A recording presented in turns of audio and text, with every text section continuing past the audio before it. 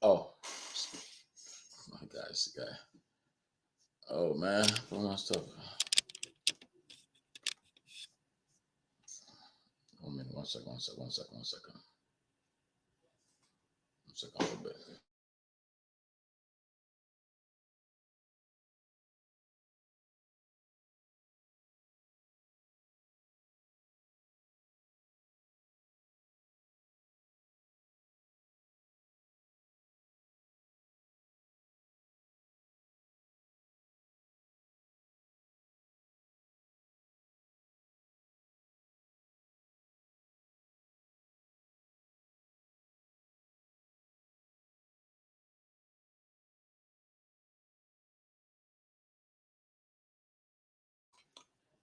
Guys, we're gonna be back on the closing argument again. I'm sorry, I was muted. I'm sorry. You guys can hear me now, right? Uh, Power Sia, can you hear me now? Aliyo Kamara, can you hear me? Okay, good, good, good. Okay, thank you. Yeah, it could be back on the closing argument. Today is Monday, is Wednesday, December 23rd, 27th, 2023. 4 more days to end the year 2023. We'll be entering the 2024 in 4 days. And we just want to give God the glory, God, the praise God for sparing our lives to reach this far of our life of the year. There are many who started the year with us, and they are not they're left by the wayside. Unfortunately for us, for them, some of our friends, our family members was taken away this 2023. And again, who knows? 4 more days, this can happen again. Anything can happen. So we just got to praise God for His grace and His mercy upon us, and continue to thank God for good health and life. Thank God for everything. We are live on Hot FM. We are also live on True FM. If you're in Liberia on the radio, we are being broadcast live on True FM, the closing argument, and Hot FM. I want to say thanks to Oni Roberts at True FM and Bala Zize at Hot FM for ensuring that we are live on the radio in Monrovia. We have been simulcast in several counties in Liberia, almost all the counties, I believe, in Liberia. They're hearing us live on the radio now. So I want to say again, welcome. Heron Jala, I want to say thank you for coming. We appreciate you guys. And to all our fans, our supporters, I want to say thank you for the Christmas gifts to our guys in Liberia. They receive it.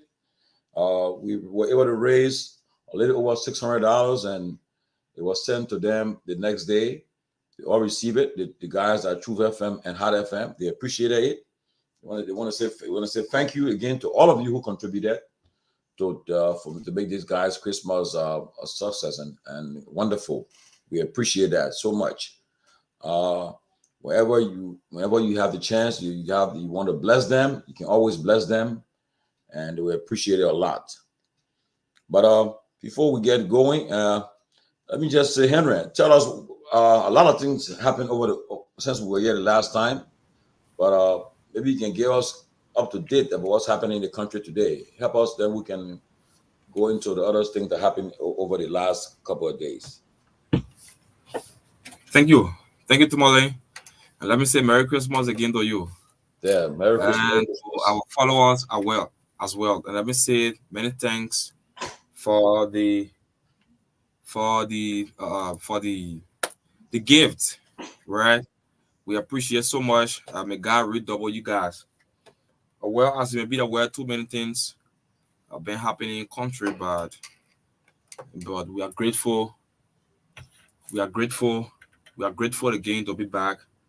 We are grateful to be back again on today after the Christmas break, and then we are gearing up for the new year. So we are grateful again. Let me say welcomes to our followers. Let me say welcome to them. And again, I would like to appreciate them. But let's get to business. Just before we took a break as we were awaiting the Christmas, I think that was on Friday. On Friday, we took bread, and then on Sunday, the eve to the Christmas, we were expecting the president to go and dedicate the PHP Park. We were expecting the president to go and dedicate the PHP Park to the citizens. And it was an exciting moment, actually, to have made. It was actually exciting, there were a lot of diplomats that went to that program, and you could see the former president, Madam Ellen Johnson Sirleaf, and the legs of other diplomats. They were all at that program, and it went well. It actually went well. Citizens embraced the program and were happy to see such developments. These are places where you take a family on a cool move. You go there with your family to have some quiet time, Your kids, you can take them with you. People coming from abroad can go to these places. These are all attractions of our country. So it was actually good. It was actually good. You can see the president there, His Excellency George Manuel alongside former president Ellen Johnson Sirleaf. I think you can see her, and our followers also can see her. So he delegated our splendid speech, which of course, as we have made of that. And then following that, we joined with the Christmas on Monday. People were celebrating, and even me, I was celebrating too. Yes, I'm a human. Yes. So that's it. So just before I drive into the other topic, that will just show you some photos. Yes, that's the president, Judge Manawiya, alongside other diplomats. Yes.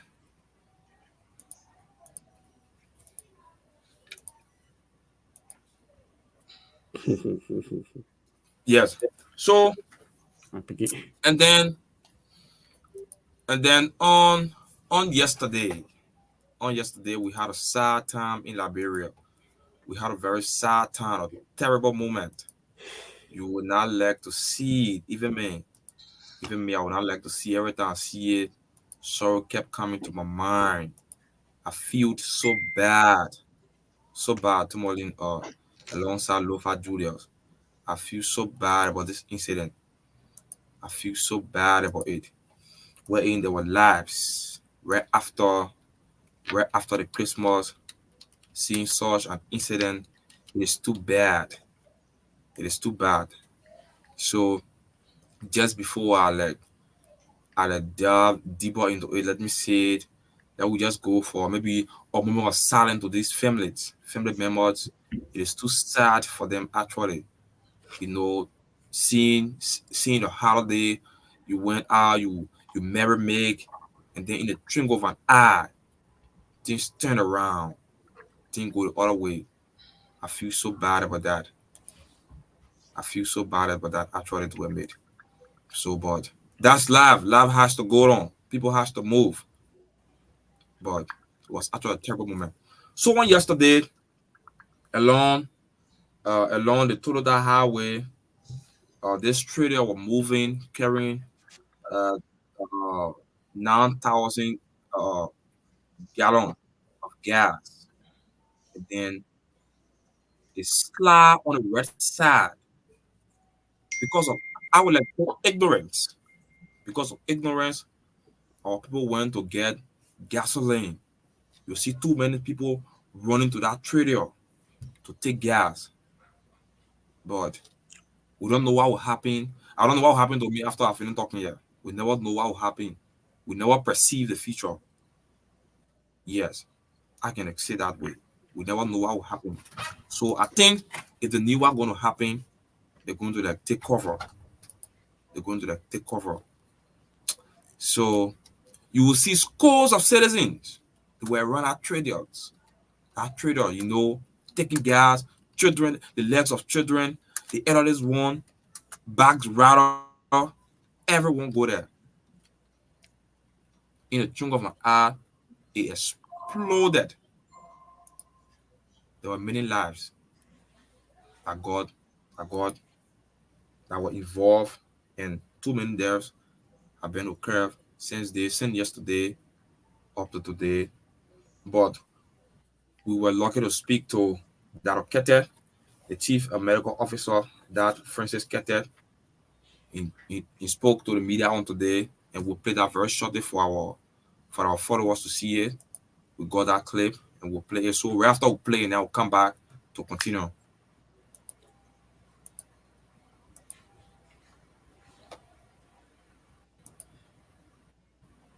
This is the start of how the whole incident occurred. That just fell is suspected to have been coming from Monrovia. And then, according to all our witnesses, there were two other vehicles that was carrying the ethyl metal goods, those ions, and then this truck 102 was coming down trying to go on his lane, and the report said that there was a car, also a pickup, coming from ahead of the truck that carrying the 9,000 gallons of fuel. There goes Willie, and trying to apply brake, but unfortunately it was late according to our witnesses. And then people I see trying to get the gas out of the tank. I don't know whether this is legal or it is illegal, but this is what happened now. I don't know why it is legal. I don't know why it is legal or it is not illegally, but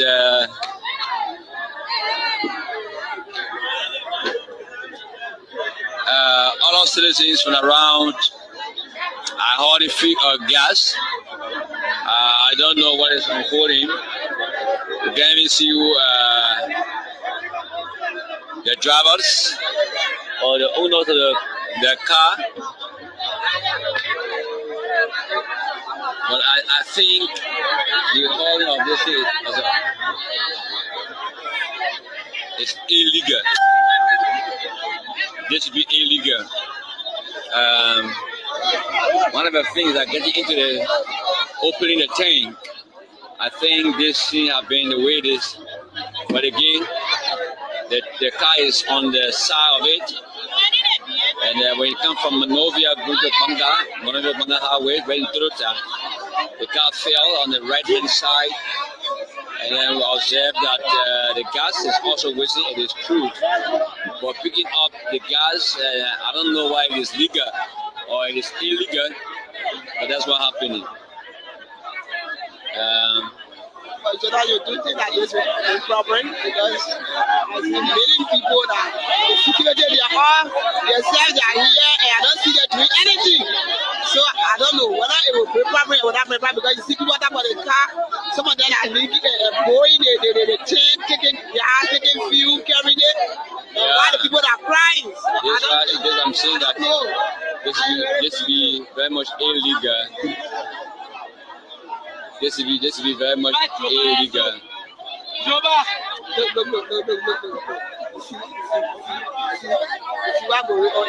see the top. I don't know. But why are the police now? Why are the police? This should be illegal.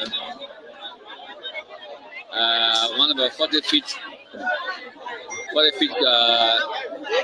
tanker, long vehicle that was carrying this truck and then went on the side, fell on the side. So I am wondering what is unfolding.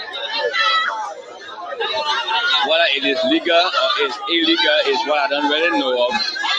But again, it's an accident. I call it accident. I call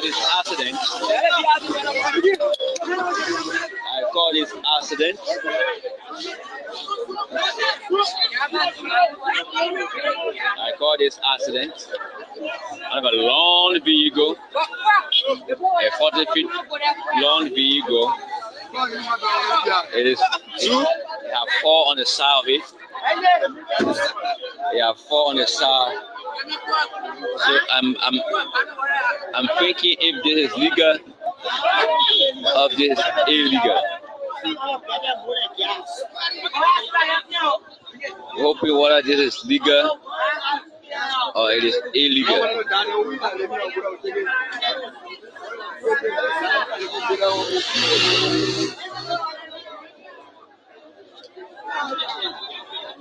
Whether it is legal.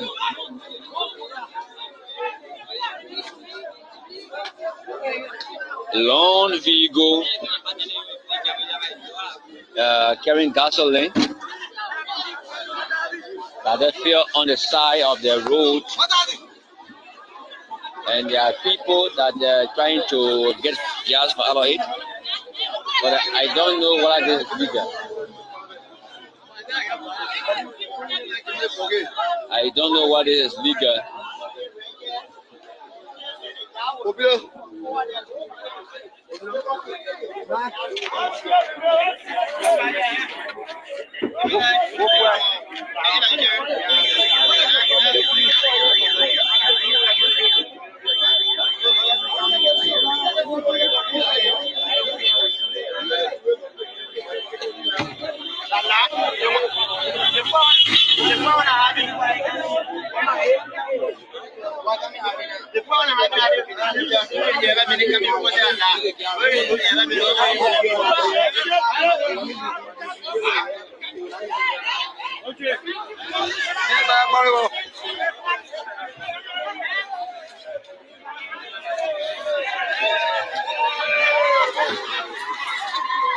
Spotlight online TV Liberia. A long vehicle at a bad gas willing that can tow 9,000 gallons of fuel.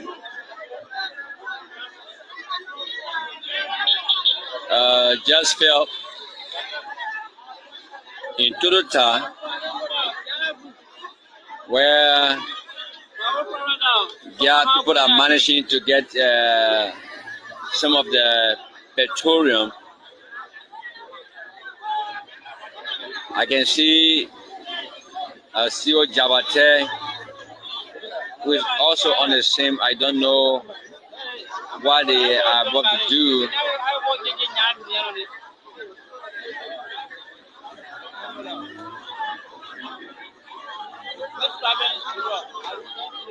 Spotlight online TV.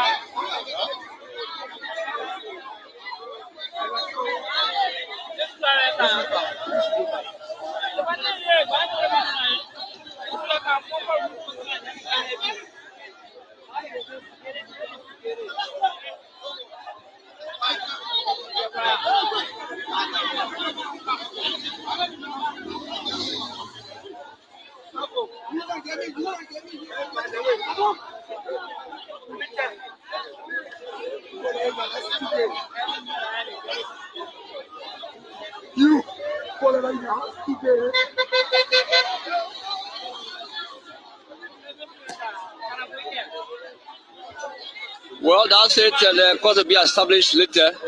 Where a long vehicle carrying fuel at the back goes willing 9,000 gallons.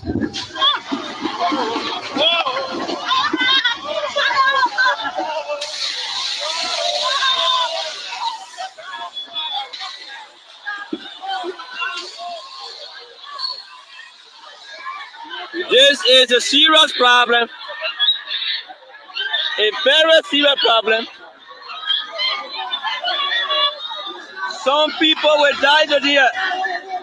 Some people die inside here.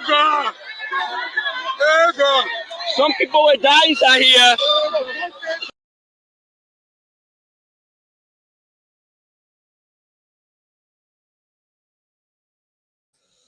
Wow, that's a sad.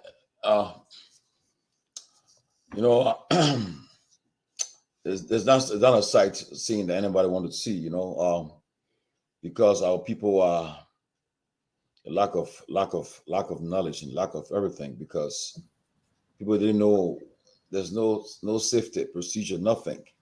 People were, and because of poverty, people took advantage of that trailer, the fall of that trailer, to look for Yes, something to go and that's it. to go and see if it could sell, and not knowing that it could explode. No one was even there to tell them, say, look, you stay from around it, you know, nothing. And I just got a release here. Liberia's chief medical officer, Dr. Francis Kete, disclosed to the media that more than 40 persons are reported dead following the explosion of a gas tanker in Totota, Lower Bond County.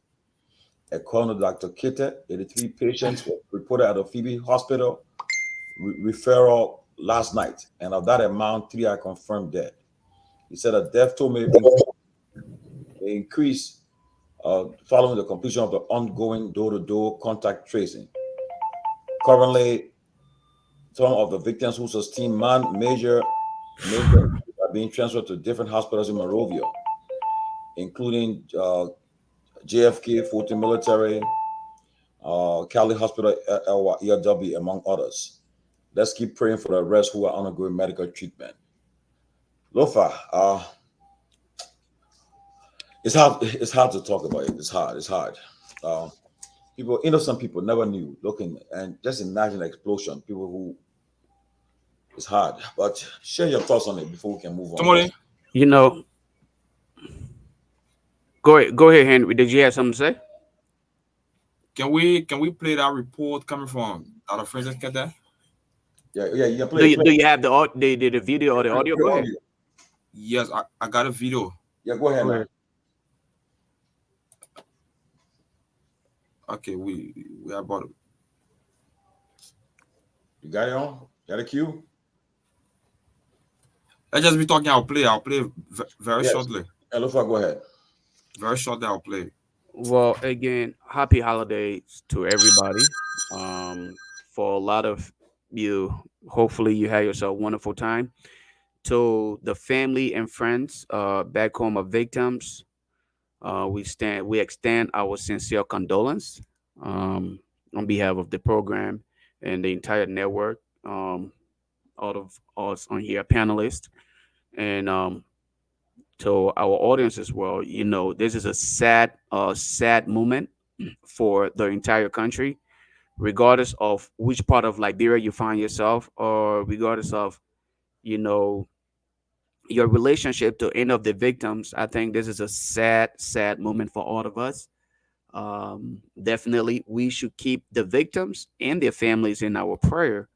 But these are some of the reasons why often we highlight the importance of the system working and protecting the citizens. Look, Tomalin, you and I live here in the Western world, and you can admit to the fact that often when you're driving, you see truck drivers pull to the side, and they're going through inspections. All right, and if those inspections, I mean, the requirements are not met, are you ready to play that? You're muted. Are you ready to play it? The Peabody Hospital, where victims of Tuesday thing explosion have been here. He will speak to us. Welcome to the media. Thank you all so much. I think this is a very sad day for our country. After hearing the news, the minister and I last night did some talking to see what the the gravity of this was in early this morning. We started the process to do appropriate triaging, liaising with Peabody Hospital to see what their capacity is, which patient they can take care of, and so forth. And those patients they cannot take care of, there were other agreement made with other facilities. So JFK Catholic Hospital just agreed to accept few of the patients, 14 Military Hospital, and EAWA Hospital. So those are the hospitals that we are transferring some of the patients that cannot be handled here. We came to. So how many patients were transferred to? Approximately, we are still putting out the numbers because we know the total number of patients that came over here were 83, and so there are some now that have been. Most of them that they cannot handle here have gone to Monrovia, and we stopped at the site, and there were informed that more than 40 persons lost their life. 40%. More than 40 persons. They are still trying to do contact tracing. What it is that some of the people burn beyond recognition, and some of them turn to ashes. And so, what we are doing now, we have a team in total going from home to home to see how many persons they lost from that, and from there we'll be able to come up with an approximation of how many persons died. For now, it is still a moving target. So we know that there are more than 40 persons. We saw 10 bodies, including a pregnant woman who died along the fetus. So, I mean, this is something that is so major, and we're trying to do all we can. I saw on Peabody Hospital Facebook page, they were appealing for additional cars, ambulances, because they have been overwhelmed. Or how far are you going with respect to that? So what we've done is that, and we are so grateful to the county health officer. So the county health officer of Bond County, the county health officer of Nima County, as a matter of fact, she's also here. They all brought in some of their ambulances and working along with the team in Monrovia to bring in some ambulances to carry out patients. So we are doing everything logistically to make sure that patients that need the critical care get their critical care as soon as possible. What drugs we having at the We also talked to Asla Mittal, we talked to some pharmacies and so forth. As a matter of fact, when I was coming, BK Pharmacy gave us some little supply, Silverdine, that is really that we will be turning over now to the medical director here. Asla Mittal also agreed to send some supplies. As a matter of fact, I was being told that the supply is much closer. They passed Banga. So we are waiting to get the supplies. And so we are doing everything, working with various communities. The minister has been talking to some of the pharmaceutical outlets in Monrovia to get some supply, including WHO. And so we are trying to talk to as many persons. We also went into our warehouse to see what we have there in order to make sure that we distribute them as soon as possible. So where are you going now? For now, from here, I'm leaving for Ganta because we've been told that the police commander is at Ganta Hospital, and I think another person. So we just go in there to talk to them and get their side of the story, because at the end of the day, it's important. We've learned that the accident occurred around 2 o'clock and the exposure happened around 5 o'clock. So in other words, there were people there telling them, no, do not do this, do not do that. But again, this is a situation we find ourselves in. We empathize with everyone and trying to do the best we can to see how we can take care of those people that are not feeling well. So that what's the lesson learned from this process? I mean, a lot of people have attributed our health system as a weakening health system. I mean, what does it mean for us? Do you think we can be able to take this response as a national issue? Yes, I mean, we do further. Sure. So the first thing here is that there are a couple of lessons we have to learn. One is that we have to realize whenever there is an incident, especially regarding a fuel tank or anything that is flammable, people have to be very careful. They have to be very careful because anything can happen at any time. Now, that is one. In terms of how do we respond to the situation, yes, we are, and this is what we are doing. So it doesn't matter how effective a system is. You have to take processes in doing triaging, or better triaging determines to what extent you take a particular patient. We look at our facilities within the country. So based on the capacity at every facility, this is how we dispatch patients to those facilities. So again, we just saw some patients that Phoebe has just taken care of that came from the operating room because they did debridement and so forth. And so again, this is a fluid thing. Within the next 2-3 days, we will now begin to reassess and see to what degree this patient condition, whether the conditions are improving or if they are becoming critical. Definitely, we'll make sure that we can refer them to the right place to get treatment as soon as possible. Increment subsidy or support for these institutions like Phoebe cannot be overemphasized. Do you think it's necessary with these kinds of situation and conditions? At this junction is something that I won't comment on, because what is happening now, we are in a transition period. A government is coming in, and so from what our assessment will be during the transitional team, we can meet with the transitional team, especially the sector that deals with the Ministry of Health, and tell them, look, these are some of the issues that occur, and this is what we saw. And so based on that, we think A, B, and C has to be done so that in the future, if there is any situation, we'll be able to handle it. Does that include strengthening manpower as well? More doctors and health workers? I don't see that. I think we have enough doctors and health workers and so forth. What we are trying to do now is that how do we position them to effectively carry on their task based on the availability of resources and supplies. I mean, from the incidency, you are reporting that more than 40 persons are reported dead. That's the information we got. You've got it from your team. From the hospital, how many persons are reported there? So far, I think about 3 persons have died in the hospital. So this is why we say more than 40, because the number going to increase over a period of time, especially when these people go from homes to homes and realize how many persons did not show up last night or did not show up this morning and so forth. And this is how we're going to continue the process and see what to be done. I think that's the vehicle from ArcelorMittal that is coming in. So yeah, with supplies. So again, we are working with our teams around, talking to others to see how they can help with supplies. Thank you so much, Dan. You are welcome. Wow. I mean, who was the guy speaking there? Then? That's the Chief Medical Officer of Liberia, Dr. Francis Keita. Okay. Again, thanks, Henry, for sharing that video with our audience and, of course, ourselves. If you don't mind, please share that with me in my box, Henry. Okay. I'll forward to you. Thank you. And based on where what I was saying, a lot of these things are happening. One, because of education.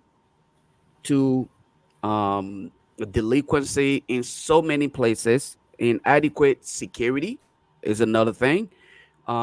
Job, the challenge of job, opportunity for people to have access to just job, just the low day-to-day hustle. Let's be realistic here. While we are in sympathy with the victims here, let us look at the reality though. How many times have these things happened? Is this the first time where we have had tankers turn over or accidents of tankers? What were some of the precautions taken, and what did they learn from it? What were some of the things done this time around to prevent this level of what we'll consider calamity? You look at it when the incident took place, for several minutes and hours, people were left to just go about doing everything. Are we saying to ourselves that we don't have adequate security? We don't have police officers who could have, barricade the entire area and keep people away? Because sometimes you will hear police officers here say, I have to protect you from yourself. Okay, when they're saying that, it's not simply because they just want to say we are protecting you from yourself, but sometimes you make irrational decision, your judgment. And that is the reason why police were meant to protect lives and property.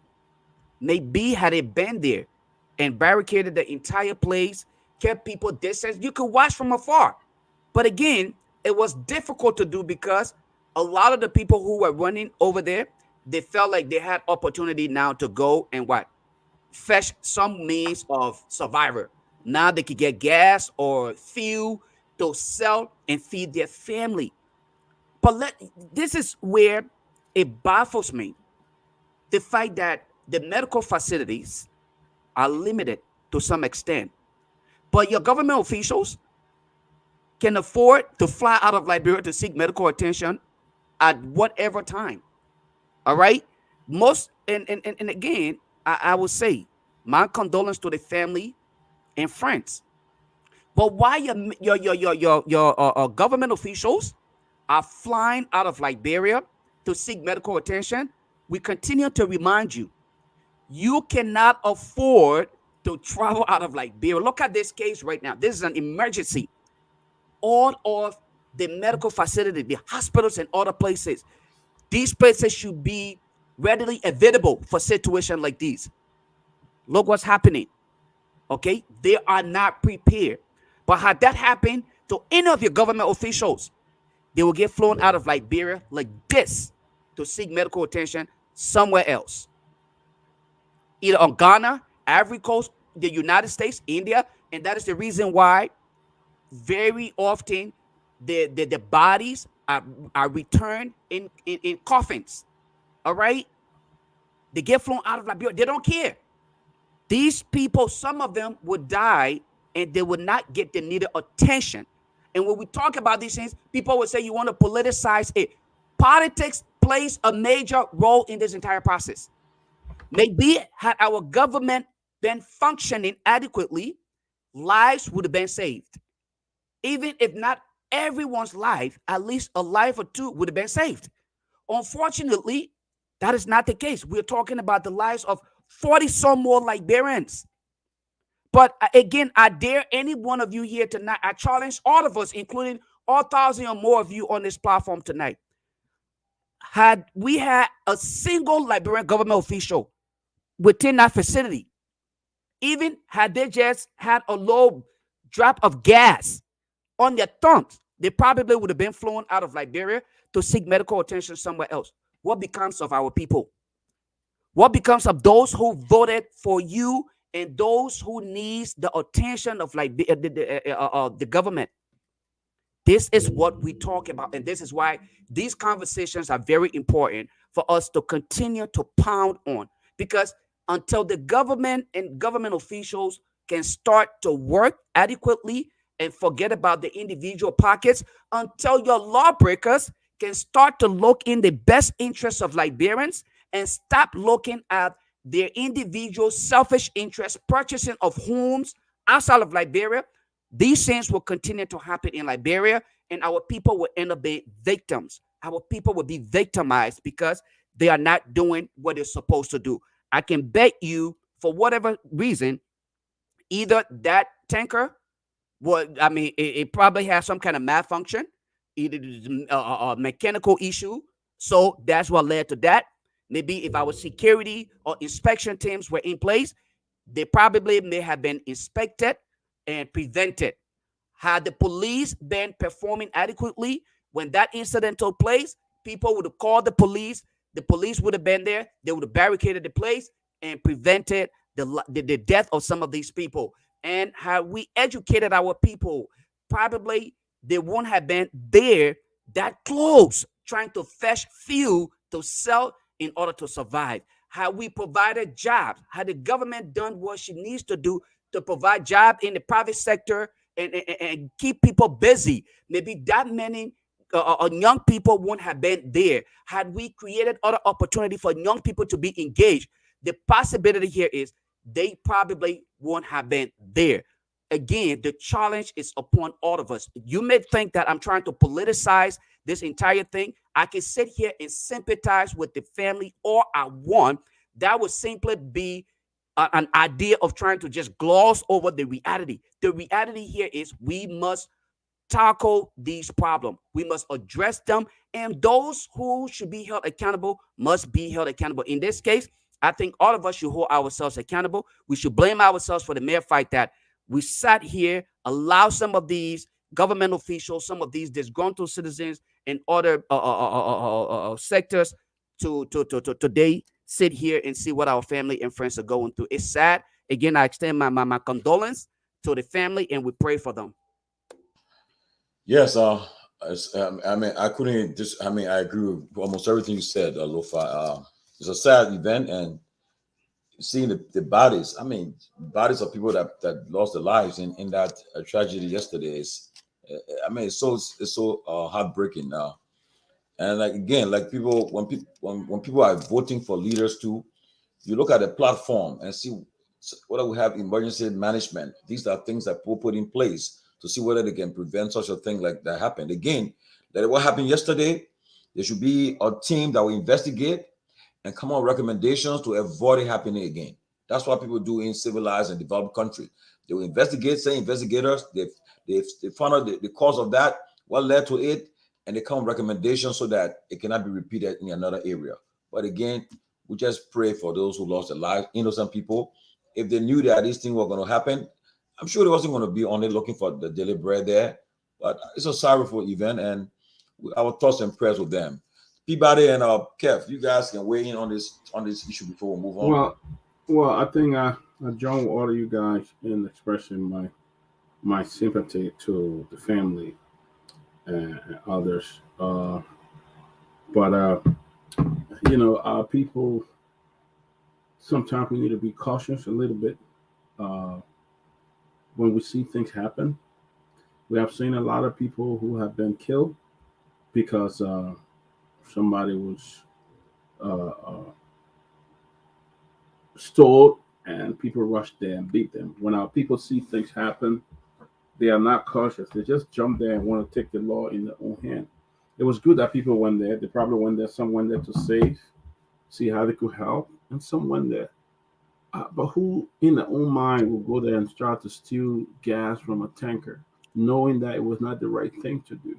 I mean, sometimes common sense is very important because it will help you to get your, I mean, to save you, and stuff like that. But it's sad. Unfortunately, we don't have the facility in Liberia to treat all of them. We'll wait and see what's going to happen. But I just want to allude to something that Judah said. Judah said that if it was some government official, they would be flown out of the country. Obviously, that's why they are government officials, and that's why they are leading. Yeah, not everybody will have that opportunity in life, so. But I hope they, in the coming government, will create that opportunity where we have. I think JFK have a burn unit where people can go there and seek help. But it's a lot of people that got wounded. My prayers and thoughts are with them. But sometimes, in the midst of this kind of situation, we need to use common sense and stay away. Not everything happening. We want to get there. People fighting. People still. We try to take the law in our own hand. I'll tell you a story. Sometime this year, I was driving all the way from Nimba, and we reached somewhere in Balatois. Uh, while driving back, uh, we approached a scene. A car had just had an accident. My cell phone was not working from that area. No cell phone worked there from that area. The closest police station there was like 2 hours or more drive, or 3 hours drive. And I'm telling you, the body was just there. I mean, if you even want help, there's no way I could help because the car was in. Well, they couldn't take fresh body, maybe 5 or 6 people lying dead, bleeding, and they were already dead. So there was nothing you could really do to help them. But sometimes our people need to be a little bit cautious, man. You don't need magic to tell you that. Just common sense. You don't have to do certain things. We go in there and then we feed the reality. Yeah, it's the responsibility of the government, but do we have the facility to treat all these people? People are going to die for nothing. You're running just to steal gas, and they didn't know an explosion would have taken place. See what happened to you, and it's really, really, really sad. I must say that, but all we can do is to pray for them and wish them all the best. Sad though. I know before we move on, Kev and Ben, you guys on the way on that accident yesterday. Kev used a Bible verse the other day. He said something about Kev about lack of knowledge. People, I mean, again, what happened is that people didn't know. Honestly, if no one would walk into a situation where they're gonna lose their life, the people knew that thing had danger. They weren't gonna run there, jump all over that stuff. Got all over the tanker and looking for gas and stuff. I don't know who the truck belonged to, the tanker belonged to, but they need to really I don't think they sue them, they're gonna really pay for it. But the people have lost their lives though, and that's the sad thing. But Chairman Ben and Kev, you guys want to weigh in maybe? Well, the tanker issue for me, I've been following. My concern is, I mean, this is it's unfortunate, but this is something that we have these tragic tragedies in our country. We talk about it for a day or two. We say, may everybody's peace, soul rest in peace, and we'll move on to the next issue. The thing is, guys, look, let me say this. There is not going to be a shortage. There's always going to be tragedy in the country. People are going to have accidents. These things are going these things are going to happen, right? For me, I go back to the issue of systems, and whether we like it or not, this is a fact. From the conversation and the discussion that I've had over there, I think we were talking about it earlier in the back. And we talked about the fact that people went on top of the truck to get fuel and stuff like that. It's also a mindset thing. It's also a thing of the people. I don't care what we do. The people see a truck, they will go in there and try to take the fuel and stuff like that. And you saw exactly what ended up happening. I think it was Lofa who talked about the fact that people, the area should have been cordoned off. All of those different things. So it has to do with the issue of systems. It has to do with the issue of educating our people, letting our people understand these things. I mean, when you see a tanker that something happens to a tanker, your first order of business is not going there to go try to go take fuel. But again, this is the country that we live in. I think we need to push on the issue of systems. We need to push on the issue of having an effective fire service. The police force has to be, I think the detachment, because this thing happening in Bond County, from what I understand, the folks in Bond County got to be trained. It's a whole look, guys. Liberia have a whole truckload of problems. I mean, the thing is, where do you even start? Right? Because, like I said, this one. But tomorrow nobody will talk about this thing again tomorrow, right? We'll move on to the next thing until another tragedy happened. What happened? You remember there was a huge fire. I think it was in Ellington or either Weirton. There was this huge fire. I think in Waterside, where a whole block got burned or something like that. We made noise about that. Oh, the fire service. People politicized it. I think the Unity Party at that time. Joe Boyaki, he issued a statement. He said he went to Minnesota to talk to the fire people, the other people. Look, we got to get serious about fixing the systems in our country. But unfortunately, this is the tragedy, though. Those are not the things that we're interested in. We're not interested in things like that. And it has to come down to a point where we as a nation make a determination that excellence is something we want to embrace. And until we do that, we're going to always have this conversation. Another tragedy will happen, unfortunately. These things happen, right? Somebody writing right here on the live. There was the same situation that happened in Nigeria. I remember in Lagos, miles and miles of vehicle got burned on that major bridge in Lagos, right? So for me, guys, we have to make a decision, okay? As a country, I'm hearing myself, as a country and as a people, to start to embrace excellence. The little things that we take for granted, those are the things that save lives. Simple etiquette. Making sure that these things, let's invest in some of these things, because guess what? The reason maybe people are not making, because maybe none of the relatives that are the people who died are the relatives crying tonight. We have a problem as a country, guys. We do. And so when these things happen, I don't get caught up in all the, because tragedy is a part of life. It's a part of life, guys, whether we like it or not. Some car will make accident on the highway. Even in this country, you saw, and this is my last point on this. So we're talking about, because I don't have anything specific to say, but you saw when I-95, so many y'all in the east there, right? You saw I-95 crumble, fell down. The entire bridge, the highway, the whole thing came down. But it was a tragedy. I think people died. If I'm not mistaken, I stand to be corrected. But what happened? What happened?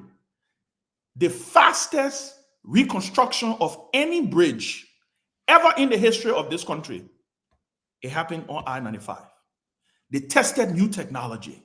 They went to work overnight, 24 hours, the people were working. Systems in place. Why? Because they don't want another of the citizens to die from a bridge collapsing. So, my people, look, and this is why I said, as we embrace and we move forward, we spend half of our time, 24 hours of our day on politics. Who coming to go get appointed as a new minister? Who coming to go look, we got to get serious as a country, man. I'm sorry. But my heart and my sympathy goes out to the bereaved families. But unfortunately, nothing's going to happen. Unfortunately, I'm sorry. We're gonna sweep the one on the rock. We're gonna stop talking about it tomorrow. We'll be talking about something else, and it will be it. So my message has to do with the issue of systems and our country embracing excellence and understanding that these things are not useless. They're not meaningless. They are meaningful, because you know what? It could be you tomorrow that may need this system to kind of to be able to save your life. Well, Liberia will be a different country under my leadership, according to the president-elect today. So let's hear from Kev. He said today when he received a certificate as president-elect. So President-elect Walker said that today. Right. So Kev, let's hear from you. On this tanker thing, my prayers and my thoughts and prayers over to the victim, and they may have comfort, and so far let's us pray for them. That's all I can say. Well, guys, again, we all wish the best, and we pray as a new government comes in 25 days from today. We pray that these things will be addressed. Let's see what happens. Well, we got a lot of stuff, guys. We got over the weekend, President Weah dedicated the Unification Park at a beautiful ceremony. Today, the president nominated the Justice Minister, Councillor Frank Musa Dean, as Associate Justice of the Supreme Court to replace Justice Nyenwolo, who I think because of ill-health. We also heard over the weekend too about all of us here. I think Ben, I don't know, but our friend and brother too died in India. The Liberian Revenue Authority Commissioner General. Yeah, I was notified. Smart, brilliant young man, Thomas Dona. I've been knowing him for many years. He passed over the weekend also in India. Today, the president-elect and the vice president-elect was certificated by NEC. And then also during the course of the time we're absent, the president-elect returned to the country. A lot of things to talk about, but we have a guest today, so I don't know, guys. So we'll tip up some of these stuff, but we can just touch on a little bit before we bring the guest in. Who's the guest?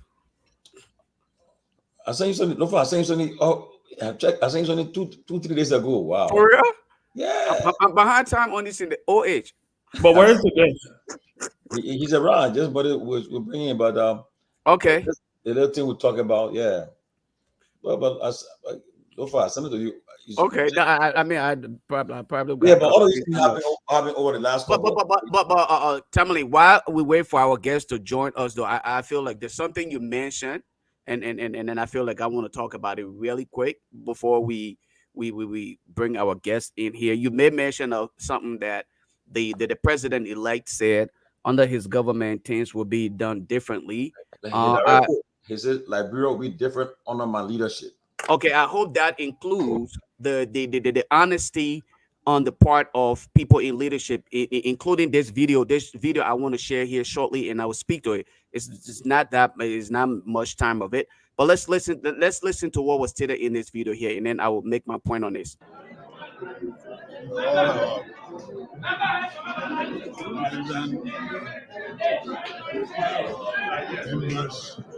collaborating badly because of the press. We're very happy to be here.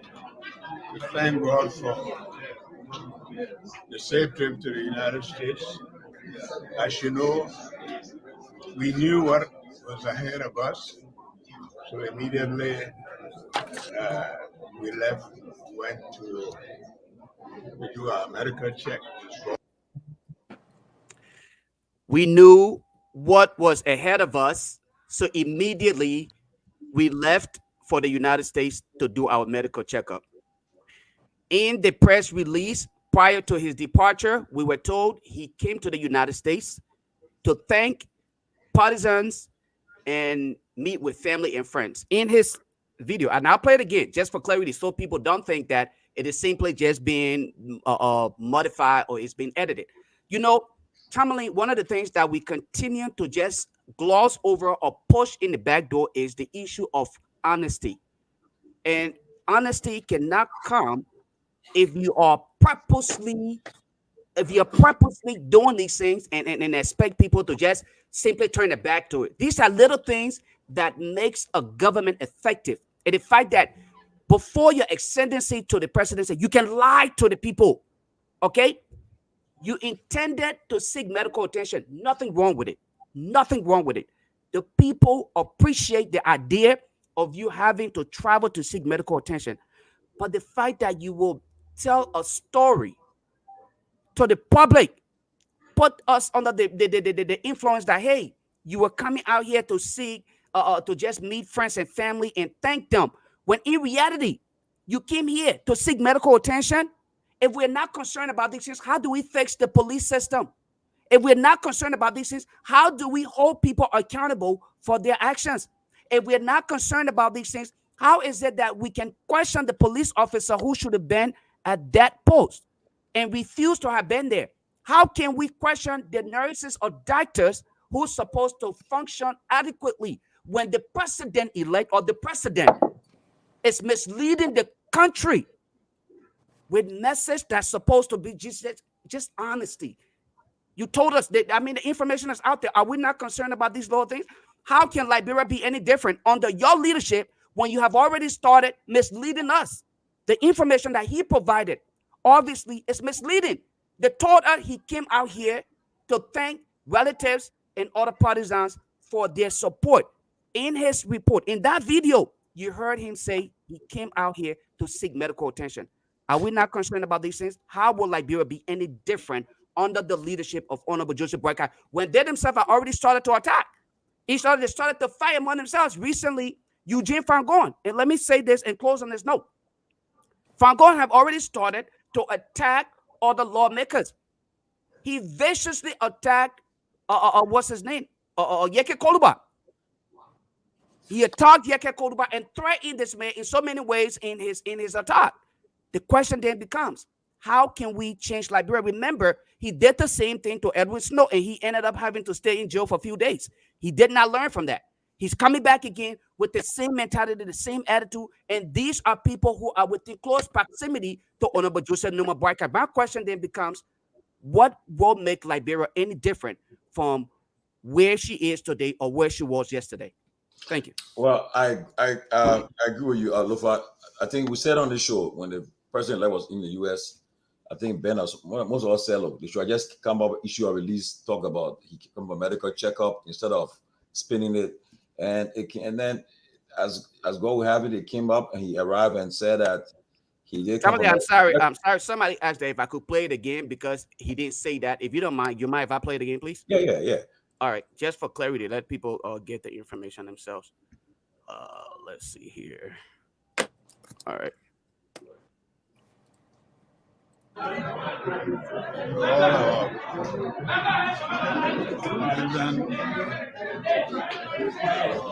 Members collaborating badly because of the press. We're very happy to be here. We thank God for the safe trip to the United States. As you know, we knew what was ahead of us, so immediately we left, went to do our medical check, Broken and I. All right. We knew exactly what was ahead of us. We left to do our medical checkup.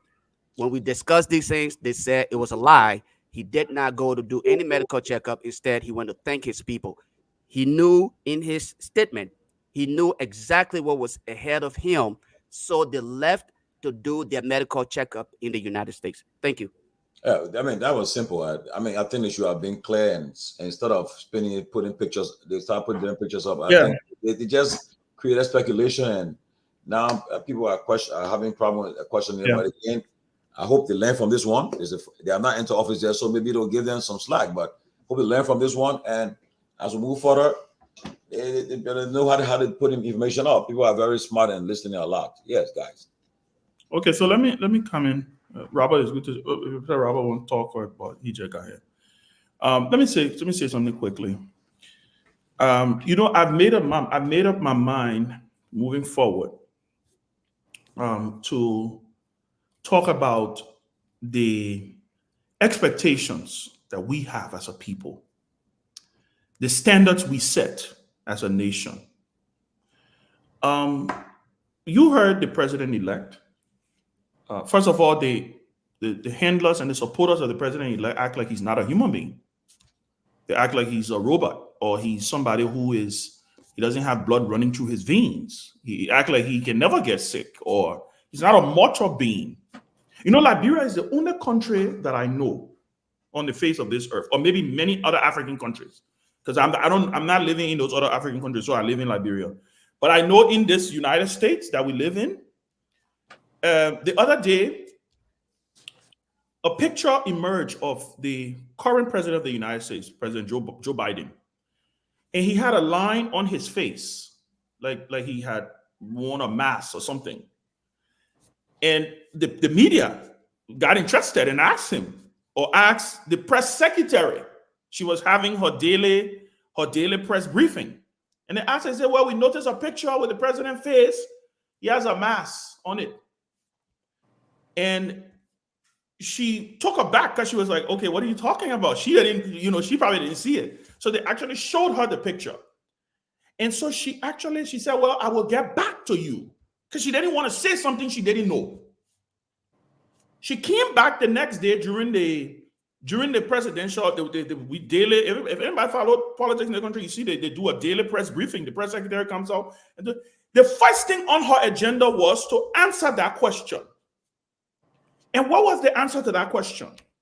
President Joe Biden has sleep apnea.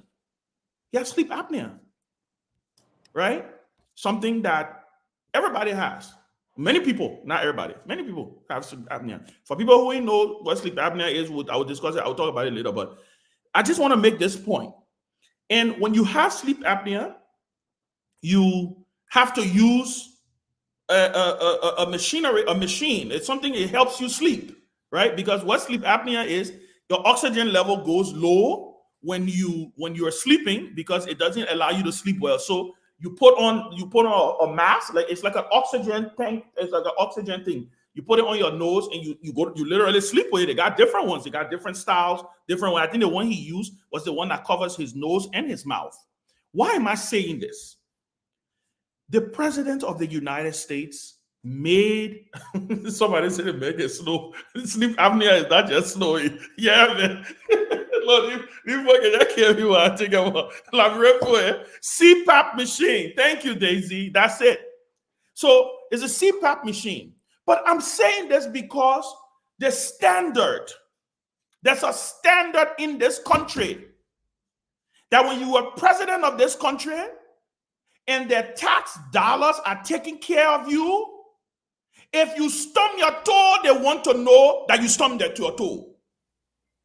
Liberia is the only country that I know of that when you ask about the president, the vice president, or tax or anybody who taxpayers are paying, you ask about the medical record, it means you want them to die. This thing could have been avoided. For God in heaven's sake, Joseph Boyka is 79 freaking years old. 79. He has passed what did Bauer say? 3 scores and 10. Is that, I mean, I stand correctly. No, I Yeah, know 70. Yeah, he passed 70. Yeah. Thank you. So you know what? He's literally on borrowed time, according to the Bible, if you are Christian. Yeah, by reason of strength. Yeah. What exactly? What in the world that the office of the president-elect will not issue a statement? You take the country on a whole, I mean, a week or two of conspiracy spree. Man, it's a safari. Right? All you could have done was just issue a statement. President-elect will be visiting the U.S. He will be doing his medical checkup. And by the way, after he's done with his medical checkup, you issue another statement. And you let the country know that the president has been giving a clean bill of health. Read the president of the United States record, his medical record. It's published online. Go to the White House website. It's there. It says Joe Biden, apart from minor things, I read it the other day, a minor this, and da. But you know how it ends? It says he is a healthy 81-year-old man who is fully capacitated and ready to do the job and functions of the presidency. Liberia is the only country where we demand mediocrity. And we expect that nobody's supposed to say anything about it. Well, I'm glad the president-elect informed the country that he went for medical checkup. And I will end on this note. But Mr. President-elect, I want to speak to you clearly. If your handlers have started this way, it's like Lofa said, it's disturbing. It's disturbing. Okay? This is not about whether we voted for Joe Boyka or not. He's our property now. He is our president. So we have a right to know what is going on with him. And if he's okay, which we all are rooting for him to be okay, then that's what it is. So this notion, like you said, Lofa, this notion of everybody being secret, and you come to America, the first picture you put out a picture where you and Stanton, he's showing you football game, you acting like you go do medical checkup. The next picture, you walking like homeboy in your jacket with your hat. Listen, there's nothing wrong with coming out and making it clear. This is the president-elect schedule. He will be doing this for the first week. He will be doing his medical tests. You'll be doing different things. In the end, you issue a letter and then you say, okay, and then you start highlighting the foodie people thing, man. You know, the distraction. So I'll end on this note.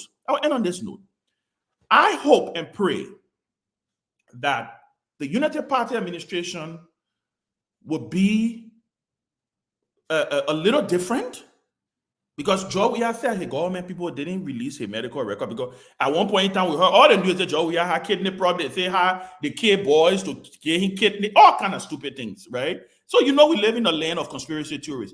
I'm just saying, in the interest of excellence and being transparent, I think we need to do things a little better. And there's nothing wrong with aspiring for exceptionalism. Liberians, this is my last talk on this thing. It's okay to want to see things better. It's okay to say, you know what? We need to do something the best way, the way we can do it. There's nothing called the right way, the wrong way, and the Liberian way. There's only two ways, either right or a wrong. Thank you. We need to graduate from this mediocrity way of thinking, this mediocre way of thinking. That, oh no, y'all were explain tired. Y'all the one going through your thing you're doing. I'm just saying. So I'm praying that we see some excellence as it happens, and we wish the president-elect well. We wish the vice president-elect well. But guess what? They are now public figures that have been employed by the Liberian people, and they deserve to be scrutinized. And that is what we're going to do here. Thank you. Thank you.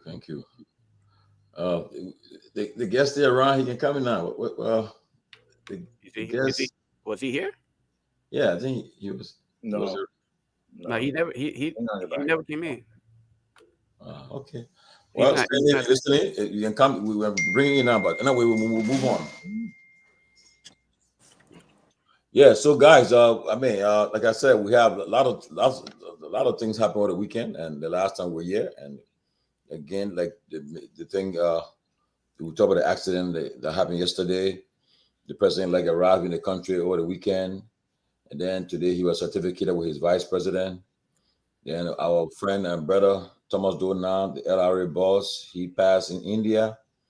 And President Weah today nominated the Justice Minister and Attorney General F. Musadin as the great Ben Sanvee, the Supreme Court bench. And we had Unification Park opening. So a lot of things happen. And guys, we can start discussing which one you guys want to hit on. We can start discussing them. I know. Yeah, go ahead. Let me chime in a little bit. Happy holidays, and I hope that we all had a great time with our families and what have you. But when I listened to the VP, a few things I thought about. One is, was he aware? Was he briefed? And did he approve of the press release? That's the first thing. I want to play the devil advocate here and give him the benefit of the doubt, right? Because it seemed like if he was aware of the press release, then he would have strategically, right, just based on optics, right? If your communication team put out a press release, and let's assume that contradicts the purpose of your visit to the U.S., in protecting the interests of your institution, given all of what we have heard, all of the reservation, then as the president-elect, I don't think is strategically wise to go and say something contrary to what the press release indicated. So I don't know if the president-elect was briefed on the press release. And so it'll be interesting to know, and Ben, I see Ben laughing here. It'll be interesting to know whether or not he was briefed. No, the Rama, I beg you, let me just say this so you can talk. The president-elect was briefed. You know why I know? The president-elect was throwing talk one time, and he was on, I think when he spoke at the program, he said he was watching the news, and people were saying that he was in the hospital. He was in a wheelchair. He was watching the news. He said, I was watching the news. Some of them were saying I'm in the hospital. Some of them were saying, so I'm just saying he was briefed. Yeah. By the way, Robert, not to interrupt you, but let me just throw this in there though. Remember during the election, similar thing happened where people said the president, the candidate, right? Mm-hmm. He wasn't informed of his briefing with the press when he asked question. Am I supposed to talk? Remember that? Okay, so now we're getting what we pay for. Anyway, go ahead. So that's one. We agree. The second, why you just keep smiling in the background, man?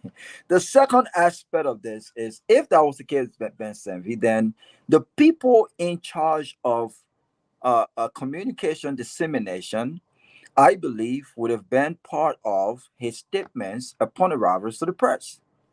Then they would have known that he would have said the purpose of the visit, and the purpose of the visit would have contradicted what was initially put out there.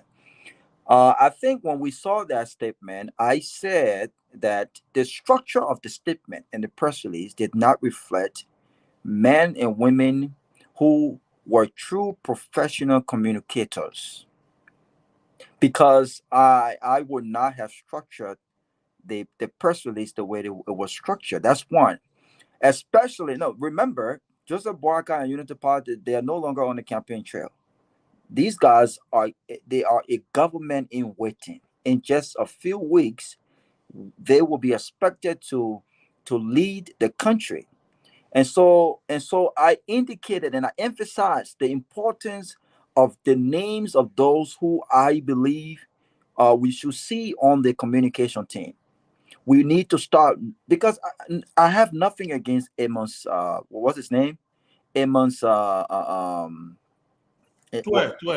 Amos. I have nothing against him. I don't know the man personally. I've heard him speak a little bit. I'm not a fan. I don't fancy stuff like that.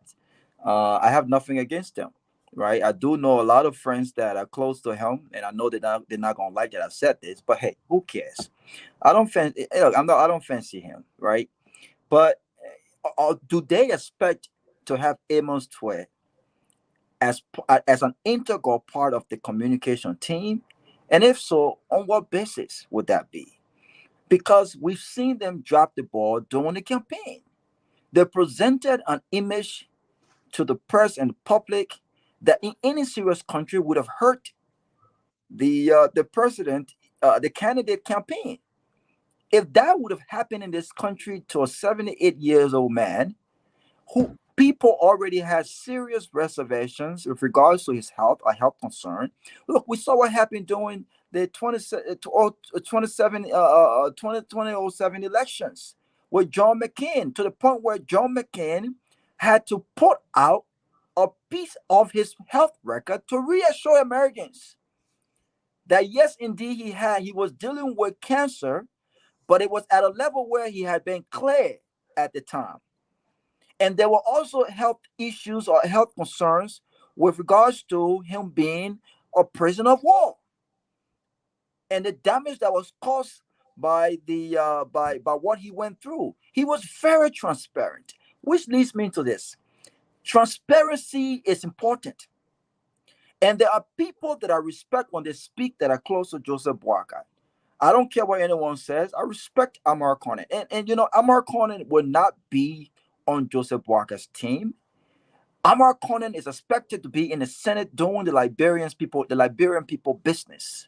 My fear here is, who are those people that you will recruit to fill the shoes of Amar Conan and others, who I believe brought some level of sanity to the campaign, brought some level of structured organization to the campaign, brought some level of issue-oriented to the campaign, and evidently changed the game, right? So if Amos Twe and others will post this statement out there, look, there's nothing strategic about these statements. Like Ben said, Joseph Boakai is an elderly statesman. If Joseph Boakai was coming to these United States for medical checkup, I would be the first one to condemn and criticize anyone who attempt to badmouth the fact that he was coming for medical checkup. He's an elderly man. In fact, because he has been elected, we want to ensure that he is in the best state health-wise to be able to effectively lead the country.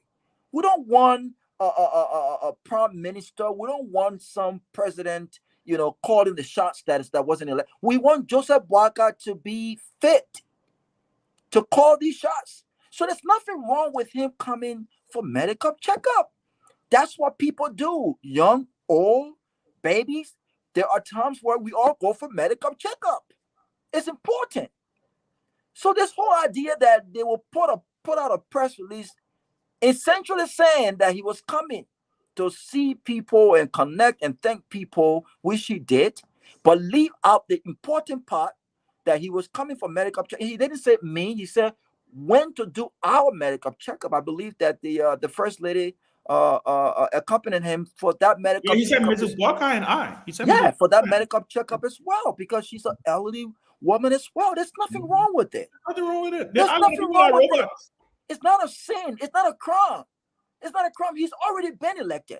What could possibly hurt him from becoming president come January 26th? That you will continue to deceive, you will continue to intentionally mislead, and you will continue to raise questions about your ability to be transparent. These were some of the issues that you raised with regards to the incumbent, the city-led government. And so what are you doing differently? I hope, again, I hope that, look, there's still time to improve this. I hope the president-elect and others around him will look at these issues. And this is what we will do. I am not going to criticize President-elect Joseph Boakai just for the heck of it. No, I'm not. I want to be very constructive here. I want to be very objective here, right? I want to be. There are some fine men and women in Unity Party.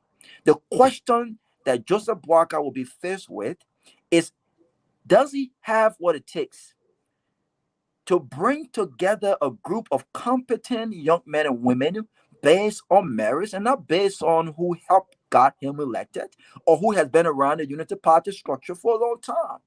I'm sorry. If Amos Tuah and others top the list of those in charge to communicate with the Liberian people to talk about these issues, I'm sorry. I do not see any hope in anything changing with regards to being transparent, with regards to being very clear, and with regards to being forthcoming with the Liberian people. You need professionals in that area. You need people who can communicate. You need strategists. You need smart people who knows the Queen's language and people who understand what to say, when to say it, and what not to say. This is absurd. There was absolutely no reason to mislead the people.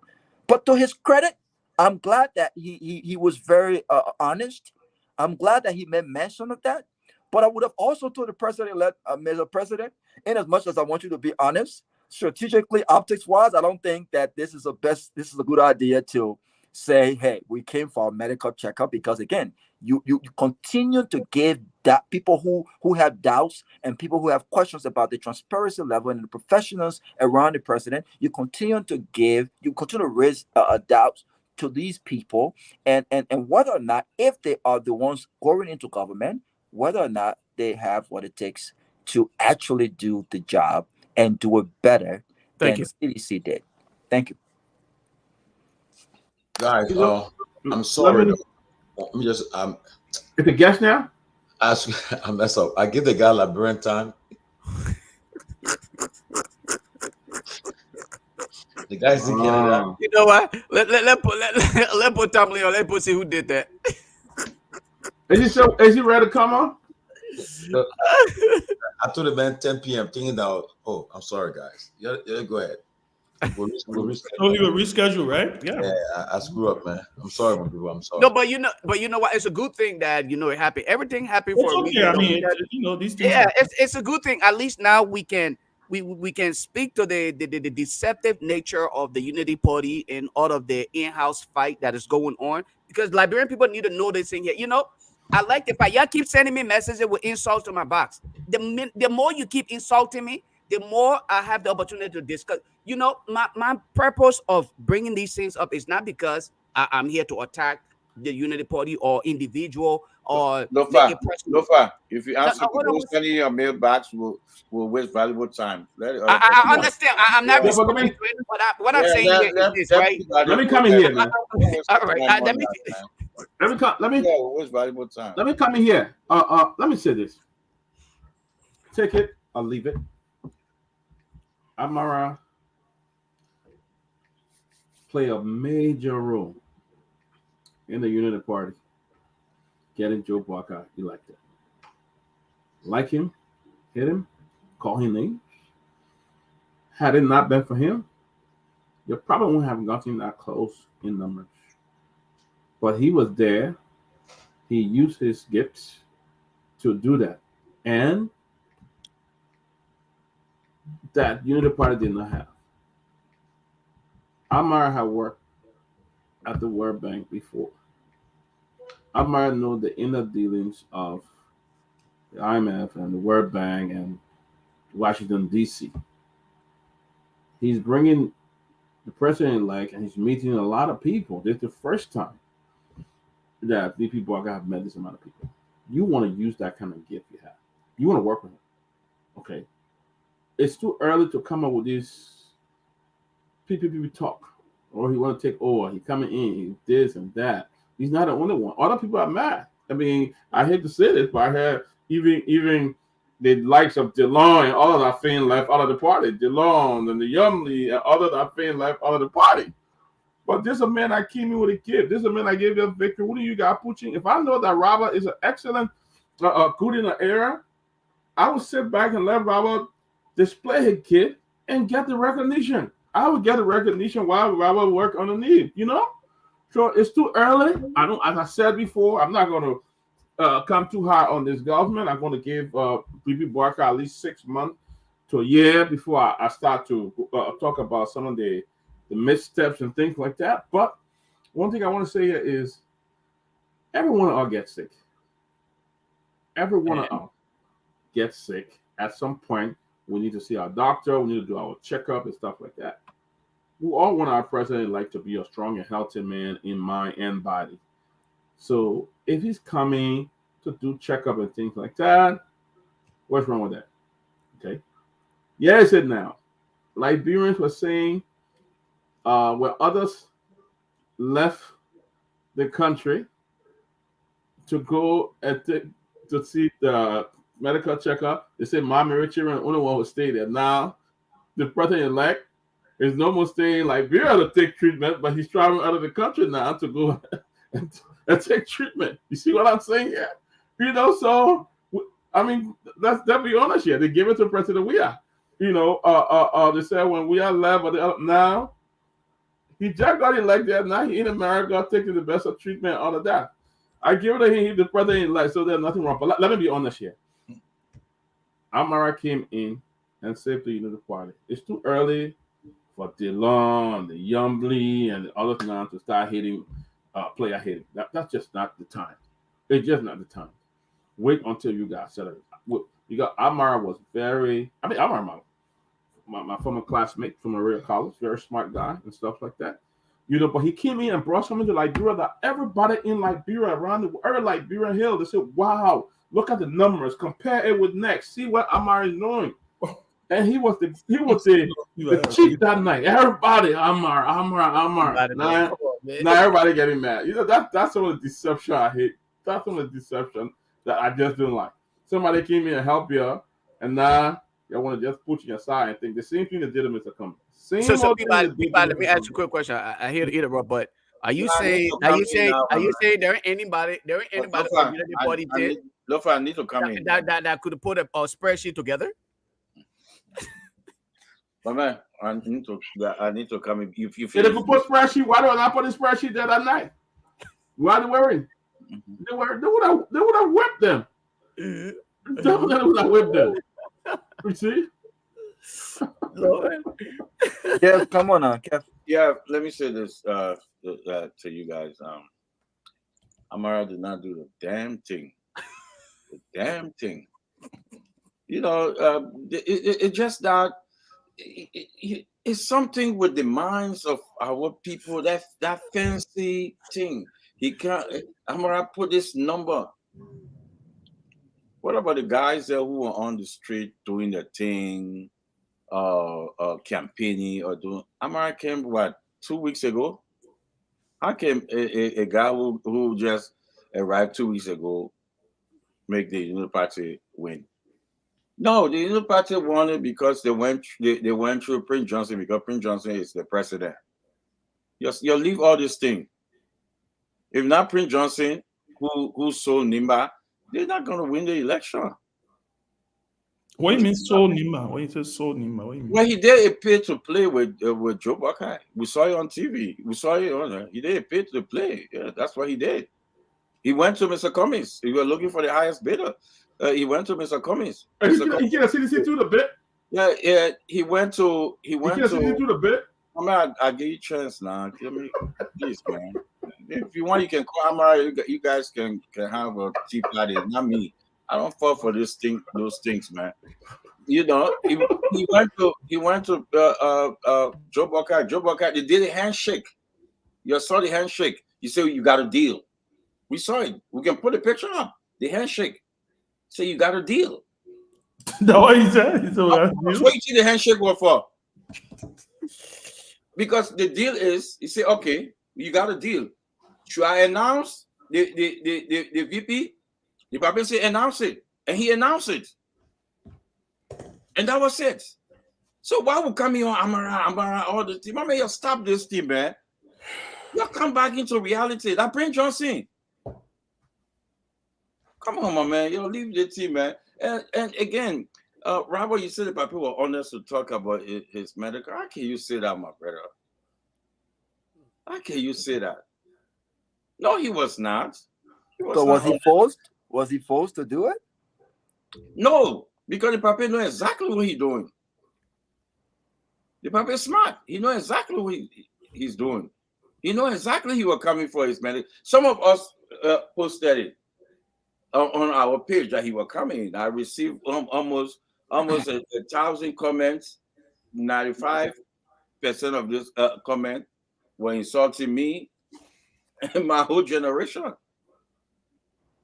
You know, nothing wrong to get your medical come for your medical appointment. Everybody do that. But because he don't want people to ask him or ask the Unity Party what's going on, what kind of medical this. So he said, I will go and come and say, and then pass by. It's the same thing with the pacemaker. He went to T-Mac show. When I talk about it on my former network, they went ballistic. They say I'm lying. Then he went to T-Mac, he said it. Everybody forget about it. This puppy is well trained. He know exactly. He know the people that voted for him don't have the ability to think well. But why is something people? He knows that. He know they don't have the. He will come and tell them to say anything he said. Yeah, we agree. He said, "Look, you know, I was talking to some highly intelligent fellows, some of my good friends that I know. I believe them. They are smart, but they couldn't believe that the papi made that statement. And I don't blame them, because how can you make a statement that you're going to put TV all the county? I myself, if I didn't hear, I would not believe the papi who made that kind of statement. But I'm saying people out there. So in context, he said he'll put TV in all the content? Yes, that's what he said. And we'll bring the tape. You see, intelligent people will not believe intelligent people will not believe that, because they will ask, where the money coming from? How can you do that? So I will not blame anybody who would dispute that. But I will say this. People who out there, your call on the show for open the line, your type and see if you didn't hear the papi say that. He said that. The great Kefico. So I'm challenging people who out there. He even, he said something. Look at the VOA. Listen to the VOA. Listen to the video. The reporter that's asking, where are you taking the money from? He's selling a smoke screen. They're selling it because the people that voted for him don't have the ability to think well.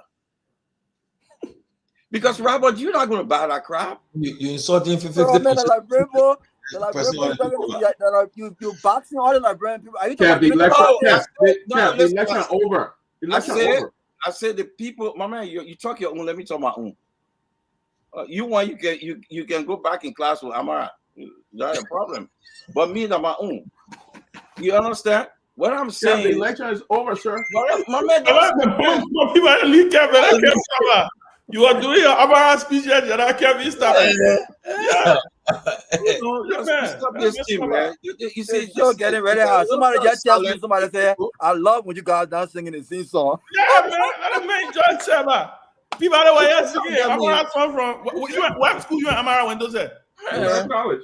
Morel College, your MC song. Yeah. But I mean, I think I agree with Keff. You credit Amara to agree to put election. Exactly, man. How can you credit?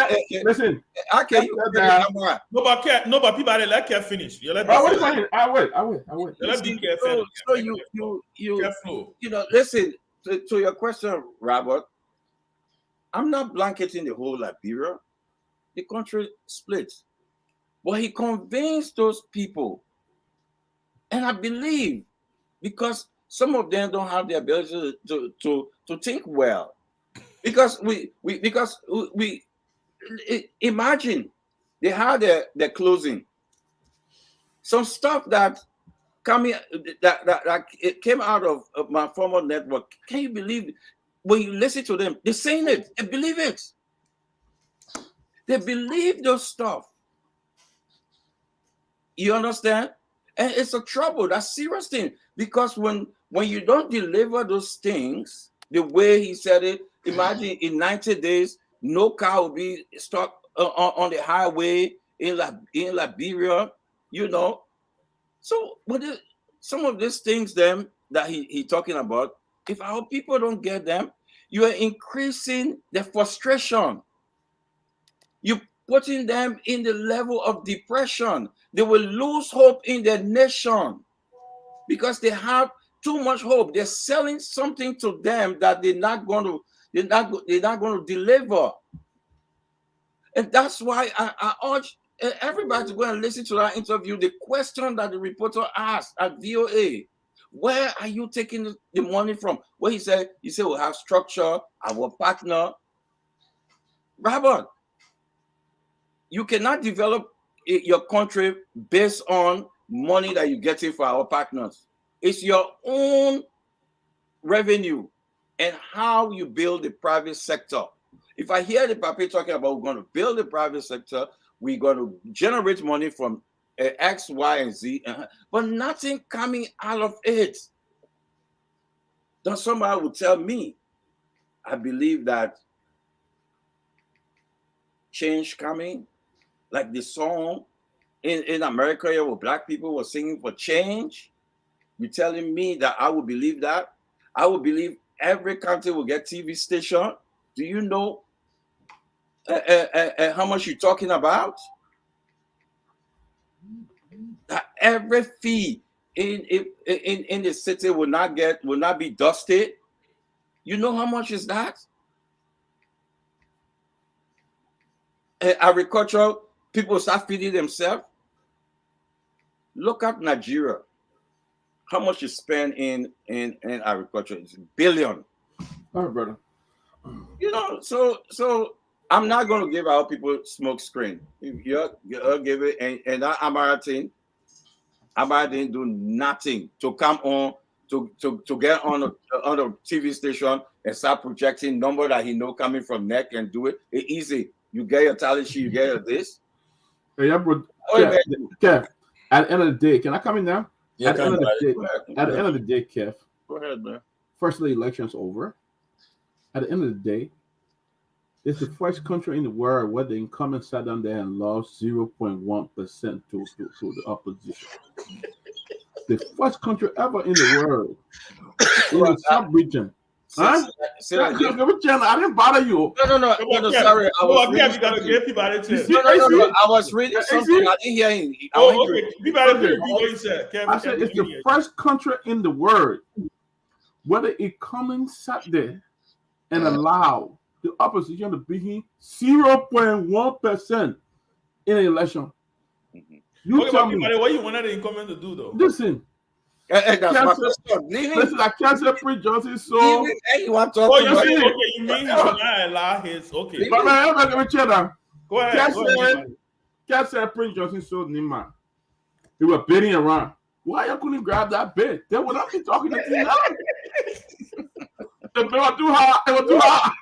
When I be talking about y'all had grabbed that bid, they would have been gone. You know, Peabody, do you want? Are you saying that you wanted the president to pay for play? Well, where walk out for you? Wait, I be giving it to you. What do you mean by I can see love in your eyes? What do you mean by that? My man, I did perfect easy. What is it? And I did perfect easy.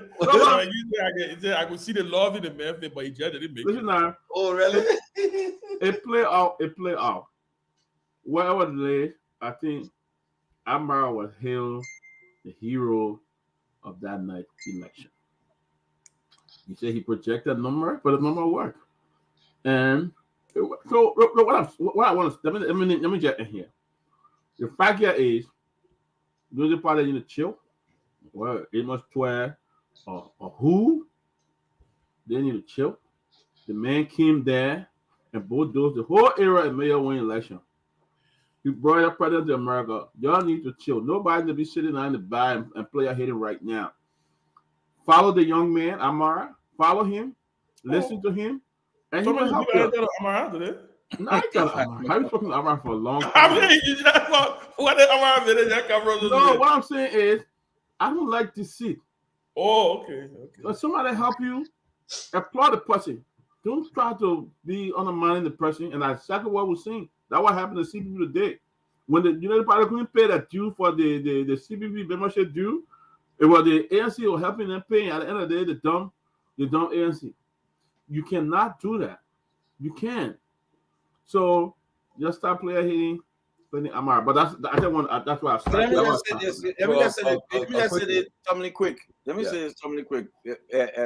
Peabody, I don't care if that one person, if you win the election in a country, you should always listen to the people. So what we did and what the president did is to listen to the people. And two, we cannot buy election from Prince Johnson, and that's why the Unity Party gonna face their own judgment, because when you try to buy election, it's against the will of the people. What's that? The bid too high? I would never go against the will of the people. Guys, a few weeks ago, I think we said that we were talking about the president-elect being out of the country, and I said that we believe he was going to show up for his certification. And today, Liberia 25th president-elect and 31st vice president-elect received the certification at the National Elections Commission. We want to congratulate them, right, guys? Congratulate President-elect Boyka and Vice President. Can we show that picture? Let's be honest. Let's show the picture. Yes, guys, can show the president-elect and the vice president-elect. Yeah, let's be honest. Yeah, at the National Elections Commission. In 25 days, they will be taking the oath of office to succeed President George Manuel Weah and Vice President Joe Howard Taylor. Hopefully, we will be on the ground to witness that occasion. We are being invited, and we'll be having a front row seat. So all the people who've been talking about us, look, we will be there. You can talk, you want to talk, we'll be there. We have front row seat. When they will come back and close and open the argument. And close it. They get Kev free round trip ticket, hotel, everything paid for Kev. You're not going. Hey, Kev. To do what? Guys, you guys have the video? Oh, but guys, why are you putting the video in? You guys can just make 2 minutes. I mean, but my brother Kev, you really, right? Kev, let me ask Kev this, yeah? Kev, Kev has been fired up. I mean, since the election's over, Kev is in this, like he's in a war zone. Like, yeah, you know what I'm saying? Like, I'm ready for y'all. Like, y'all want to talk? Now let's talk. Like, that's Kev. Are you going to be an opposition that give credit when credit is due, or are you just going to be opposition that everything is just bad? Are you going to be constructive, Kev? Are you going to say, you know what? And the president, you're just listening to it also. I didn't vote for Joseph Boakai, but you know, I think yes, the occasion. Yeah, man. I want Kev to answer the question. Yeah. Can you wait a little bit? Can you give 1 minute? Let Kev answer the question. Okay. Kev, are you going to? Yeah. Okay, good. Listen. Very good. I don't want to see the picture. Any Liberian or a true citizen of any country, you gotta be constructive. And part of being constructive and being fair is the truth. It's the truth. If you come up with a press release that you're coming to tell your people thank you, and you end up saying, "Oh, I came from a medical appointment," you want me to say yes? No, that's not being constructive. Call it a lie. It's a lie, and we'll have to call it. So you will be constructive, though. But if JMB in 90 days put TV in every county, I will salute him. Did he say that? So if so what if he does? Okay, what if he put TV in about 50%? If 90 days, no car stop, especially east. He said I won't. So what if in 90 days he put TV in 50%. seven of the counties and roads are still messed up in at least about 10 of the counties? Will you at least give him credit? Yes, I will give him credit for the 7 counties. Yes, I'll give him credit. You see, if you don't give credit, you see, I would not be like the Unity Party, who even their own station, they refuse to take it to the PHP for Liberian people to see the benefits. I would not do that. I will not do that. I will not criticize when I see good things. But the PSP is not under their control. They will have to manage that. So I don't understand. No. I'm talking about the supporters there now. They and the supporters there. You understand? I will not be the supporters them. First of all, I love to be with the Unity Party people on set, so we can debate. You guys know I call Unity Party people. Your car, let's debate. They're running away. I want us to talk the issue. Yes, I'll be constructive because you got to be constructive because at the end of the day, you want the best for Liberia. But you cannot tell me that you bring in medical equipment 2 years ago, then you repeated it, you'll bring it and stay in Arizona. Then you say I should be constructive. No, I cannot be constructive. The last thing on this before we move on to the last thing, I just want you guys just take 1 minute to answer it. The president-elect said today, Liberia will be a different country under my leadership. He also said Liberia will benefit from their votes. What are your thoughts about that statement he made today at the NEC? I mean, it's vague. What does he mean? I mean, yeah, he said it'll be a different country. I mean, Liberia. It could be a different country in many faces and aspects. Clearly, it will be different. He's going to be president. We're going to have a new president. That's a difference. My thing is look, I'm waiting to see the president's first 100-day plan. I'm waiting to see what he's going to be doing. I'm not interested in all these vague platitudes, right? It's easy. Governance is hard, okay? Governance is hard. We've seen this rodeo before. President Weah gave a very strong inaugural speech, even at his certification. He also spoke well. He talked about bringing the country together, but guess what? He became president. There are people who believe that, the CDC kept, kind of ostracized a lot of people. And then guess what? The thing about the presidency, I come from the old school of thought that there's nothing that prepares you for that job. I'm sorry. It's the only job on the face of the earth that is dictated based on its current reality, right? When George Weah became president, he had no idea he was going to deal with a crisis called COVID. No idea. He didn't plan for it. There was no plan in place to say we'll deal with a global pandemic, right? So it's the only job on the face of the earth that you literally have to get in, try to implement as much as you can implement, but majority of it has to do with you dealing with constant realities on a daily basis. I'm waiting to see what kind of president Joe Buckeye will be. Will he be a micromanager? Will he be a president that will delegate a lot? How will he work with his vice president? I said the other day, Joe Buckeye should be probably the only Liberian president, maybe outside of Talbot, who was vice president, right? Who should know how he's going to work with his vice president because he was vice president. The Talbot year, well, I wasn't born to see the Talbot year, so I don't know how Talbot treated his vice president. From what I know from reading history is that they had a great working relationship. Actually, I will tell you, I saw them. Okay, very good.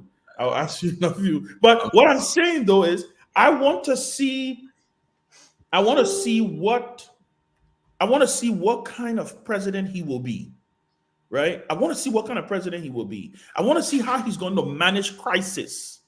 How is he going to manage his people? Peabody, I think it was what's his name? Lofa, who alerted to the fact that I think Fagon made a comment, I think threatening Yeke or, saying things. Look, let me say this.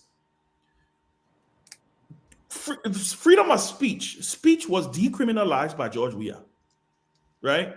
It was decriminalized by George. It was decriminalized by George Weah. You can insult the president if you want to. It's not a nice thing to do. It's uncouth. It's not civilized, right? For you to get on the air and insult. You saw the amount of insults the president received over the last 6 years. The first lady, the vice president.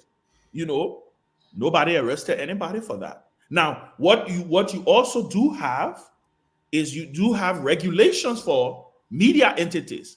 But that regulation doesn't fall on the person who's saying it.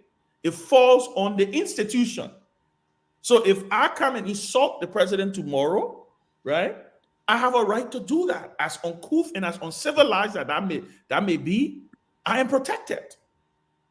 But Truth FM may not want to play that, because at the end of the day, Truth FM is under regulations, guidelines and regulations, because there are kids that will listen to Truth FM. So you have to protect the public airwaves, right? The only thing I will say though is that with social media, and I hope Joe Boyka is, because the last time the Unity Party was in power, we did not have a prolific social media like this. I'm waiting to see what kind of government Unity Party would nourish in the social media space. They already get funky fever when people question them. You saw how they acted during the campaign. You saw how ferocious they were, vicious, how they went after people when people even questioned. You saw it happen recently when people, when SKTV questioned what was pounding on the president-elect health situation. You heard Prince Johnson. Again, I am saying this. I am waiting to see what kind of listen. I have some symptoms. I can see some symptoms of what kind of president Joe Boyka will be, because I've never heard Joe Boyka criticize or condemn Prince Johnson when he called Charlene a lesbian. I never heard him devour the insults that went against Cummings. I didn't hear him do that. I didn't hear him, so, and Johnny, welcome. I didn't see him do those things, right? So I have a view, I have a symptom. I'm waiting for the country is going to see it now. The famous John McCain moment. You could tell that John McCain, he had become president, he would have been a decent president. You saw the famous John McCain moment when his supporter walked up to him. I mean, when his supporter said Obama is an Arab, he's a Muslim, he immediately took the mic from her and said, no, he's a decent American, a father, a great American, who I just happen to have political differences with. Where was Joe Boyka, John McCain's moment in this campaign? When people who he considered his friends, people who he went to school with, remember, it was Joe Boyka who went and testified against Alex Cummings and said he didn't know him. Where was his John McCain moment? So I think I have some prescription symptoms on what kind of president he will be. Say what you want to say about George Weah. George Weah is on record to this day of being the most insulted, the most criticized, and the most critiqued Liberian president ever in our history. He holds that record today. Joe Boyka is probably about to take on that record. And there's something that happens to Unity Party people and supporters, sympathizers, and supporters of Joe Boyka. It almost like when you question Joseph Boyka, it almost like somebody not take rock and scratch. You know how when you play and they take the battle stopper, the thing that you can put under the Coca-Cola, the battle stopper. And when you're scratching somebody, you're scratching the thing. It's almost like you can see, you see the anger oozing out of them. Newsflash, folks. You're about to become the governors of the state. What is good for the goose is good for the gander. You are going to have to deal with an aggressive social media. And I'm waiting to see how they respond. And waiting to see the kind of president Joseph Boyka will be when it comes to managing his people and having the pause to be able to hold things down so that his people understand that we are governing a country in the 21st century, and we may not just be governing a country in the 20th or the 19th century. Wow. Look, Tomalin, to answer your question, and I think I concur with most of what Ben just said, and so I won't waste our time.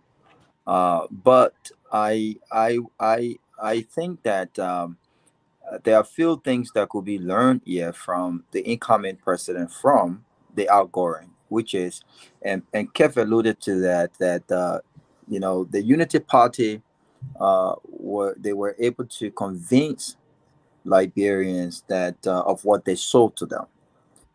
When you look at some of the sanctions and some of the discussions we've held behind closed doors, was that the CDC-led government, that there are people in DC who were able to communicate what they communicated to those folks in DC that impacted some of these sanctions decisions.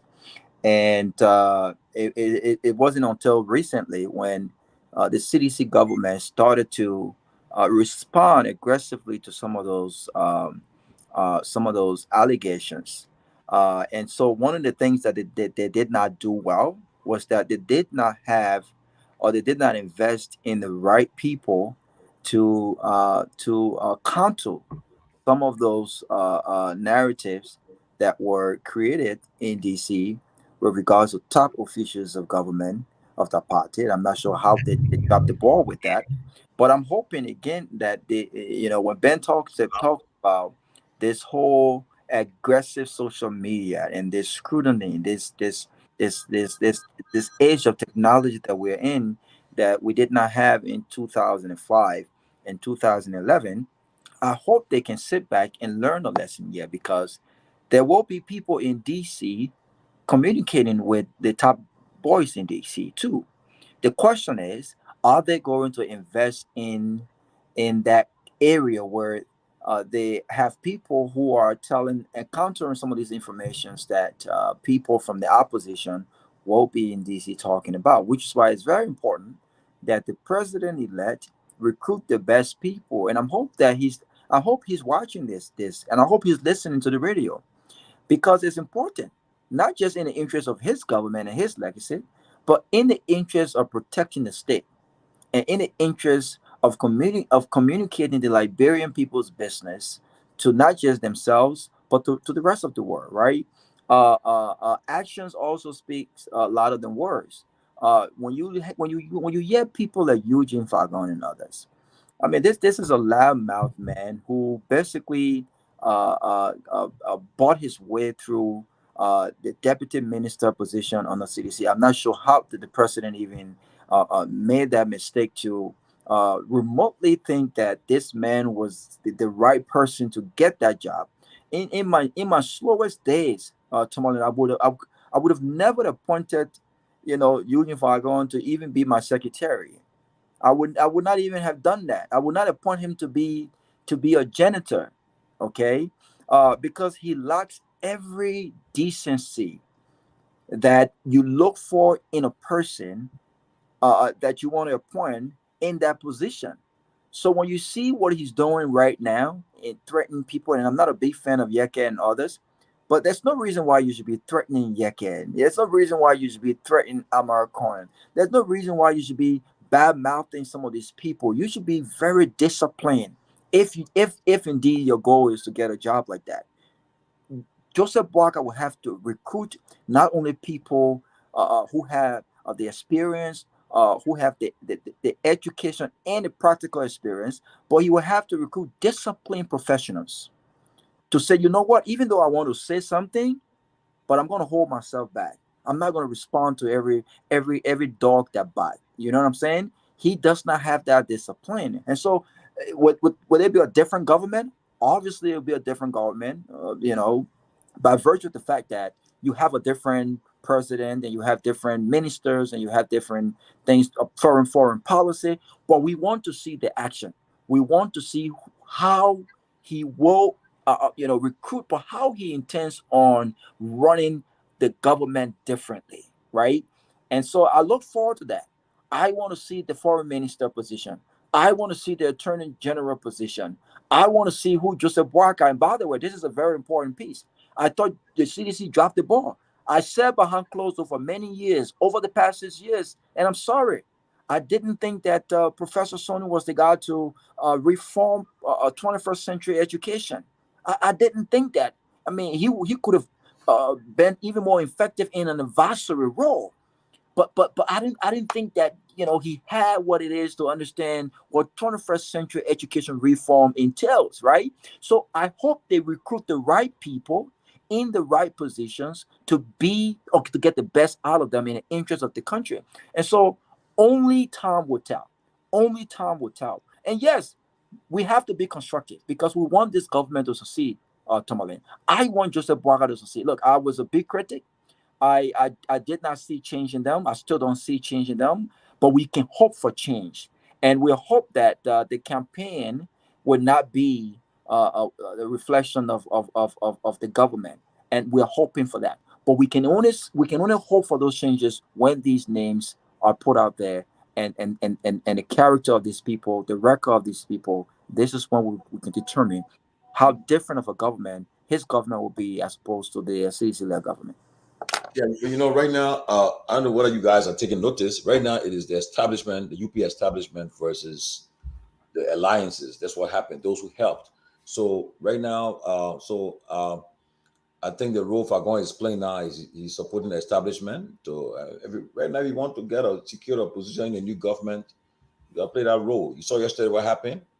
I think the former UP chairman and Pay and the president secretary general, they went after Molu when he was speaking, and I think that's what's happening. And so people defend the establishment because hopefully that you will get an employment in the new government. And with 25 days to go, I'm sure many of us know who would be the Minister of State for Presidential Affairs for Boyka. Everybody, I mean, it's not rocket science.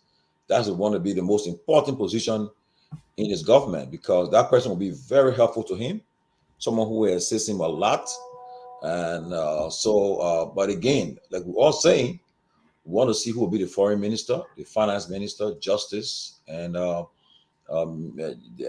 there's foreign affairs, finance, justice, information. These are key positions we want to see who will be the first appointment. Then, from what I know, they already started discussing the appointments, and hopefully we'll know by next week or so. Any rumors? Well, you can see from the engagements, right? Yeah. They have something now where they're doing these cluster engagements with the government, right? You can see today I saw my friend and brother Kimmy Weeks heading the youth and sports company. You can clearly see that Kimmy may end up being Minister of Youth and Sports, which I think would be a good pick. You see on the foreign affairs component, you see Dr. Kone and Sarah Beslo Yanti. More than likely, it's going to be Sarah Beslo Yanti as Minister of Foreign Affairs. Agriculture, I think there is some Dr. Nute that is partnering now. He's the Dr. Nute, and then health is Dr. Poto. Louis Maple Poto. You can see she possibly is going to be a Minister of Health. State, clearly, he called Sylvester Grisby back. I don't see. It's going to be a tough call if Sylvester Grisby doesn't take that nod. I heard people were saying it's either between him and Kofi Woods. I think Kofi Woods may maybe serve somewhere in the office of the president, maybe as an advisor or something like that. So you can start to see from the transition. Once you make the transition team, I saw Miape Gono. She is heading the cluster thing with public corporations and stuff like that. So you can probably see she's probably going to be heading somewhere. The thing is, this is the transition, right? So you get a chance to see the folks who they're sending in these different sectors. You can clearly see they're going to be playing roles in those sectors, commerce and industry. Ami Modad is the one heading it. You clearly know that Ami Modad is more than likely going to be the next Minister of Commerce. Again, I think it's going to be another good pick from the Liberian businessman, somebody who understands Mo Ali. Mo Ali is within the wash sector. You can see that Mo may be looking at getting water and sewer.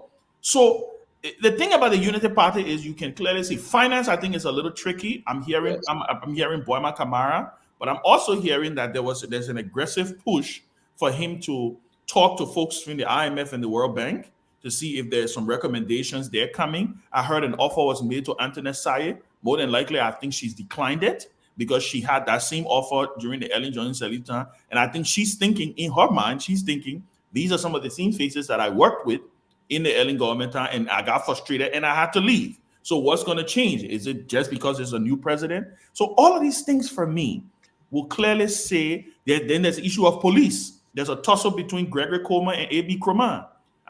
But Ben, all the names you're mentioning, I have not heard a new face. But Robert, I have not heard a new I was face. just going to say Robert, that. there was unlike on Robert. I have there's no expectations whatsoever. We consistently said, and I believe 100% agree, Joseph Boyka was not bringing change. He was not. I don't think that, contrary to what people believe, I don't think the Unity Party ran on change though. The Unity Party ran on, we are as bad, we can win, y'all vote for us. They said, hey, y'all want to get rid of we are, we're the best people to go ahead and get rid of we are with. That's what they ran on. And I think that's what the country settled for. So I am not looking at new names. This is a party. Look, guys, let's not forget the Unity Party built the current civil service we have. The Unity Party, 12 years, they built the current civil service we have. So the names that you are hearing, there's not the president is not changed. Is Joe Boyka changed? He's not. Jeremiah Coon, is he changed? He's not. So I don't think what I think we need to look at now is to our own friend and brother on this platform, Lafayette Giddings. He's heading the public work cluster. Giddings will more than likely be Minister of Public Works. By the way, he asked for your number today, Robert. He said you were going to reach it. Yeah, I spoke with him. I spoke with him. We spoke extensively. I was surprised he called me. Of course, so this is not, the Liberian people did not vote for change. The Liberian people voted to replace CDC. If the Liberian people wanted change, they would have voted for Ellis Cummings. They made a determination that they did not want change. They go, or at least the 50% that the unity, because I'm not saying the Liberian people, because I don't like when people say that. I don't, so I mean self-correct, right? A majority of the voters, meaning a slim majority of the voters, opted for the removal of the CDC government. They did not opt for change. When you opting for change, you said in 2017, they went for change. They did. Like the vast majority of Liberians, 62+% of Liberians voted George Weah. That was change. He had never been president. Yes, his party was in opposition. Most of the people Weah brought to government were new faces. People who you never saw in governance ever before. That was change, right? This time, this is not change.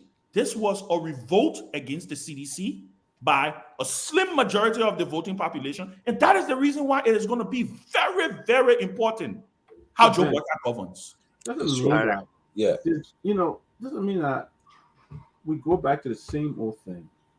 Doesn't mean that Liberians don't have to train the experts to work in this area.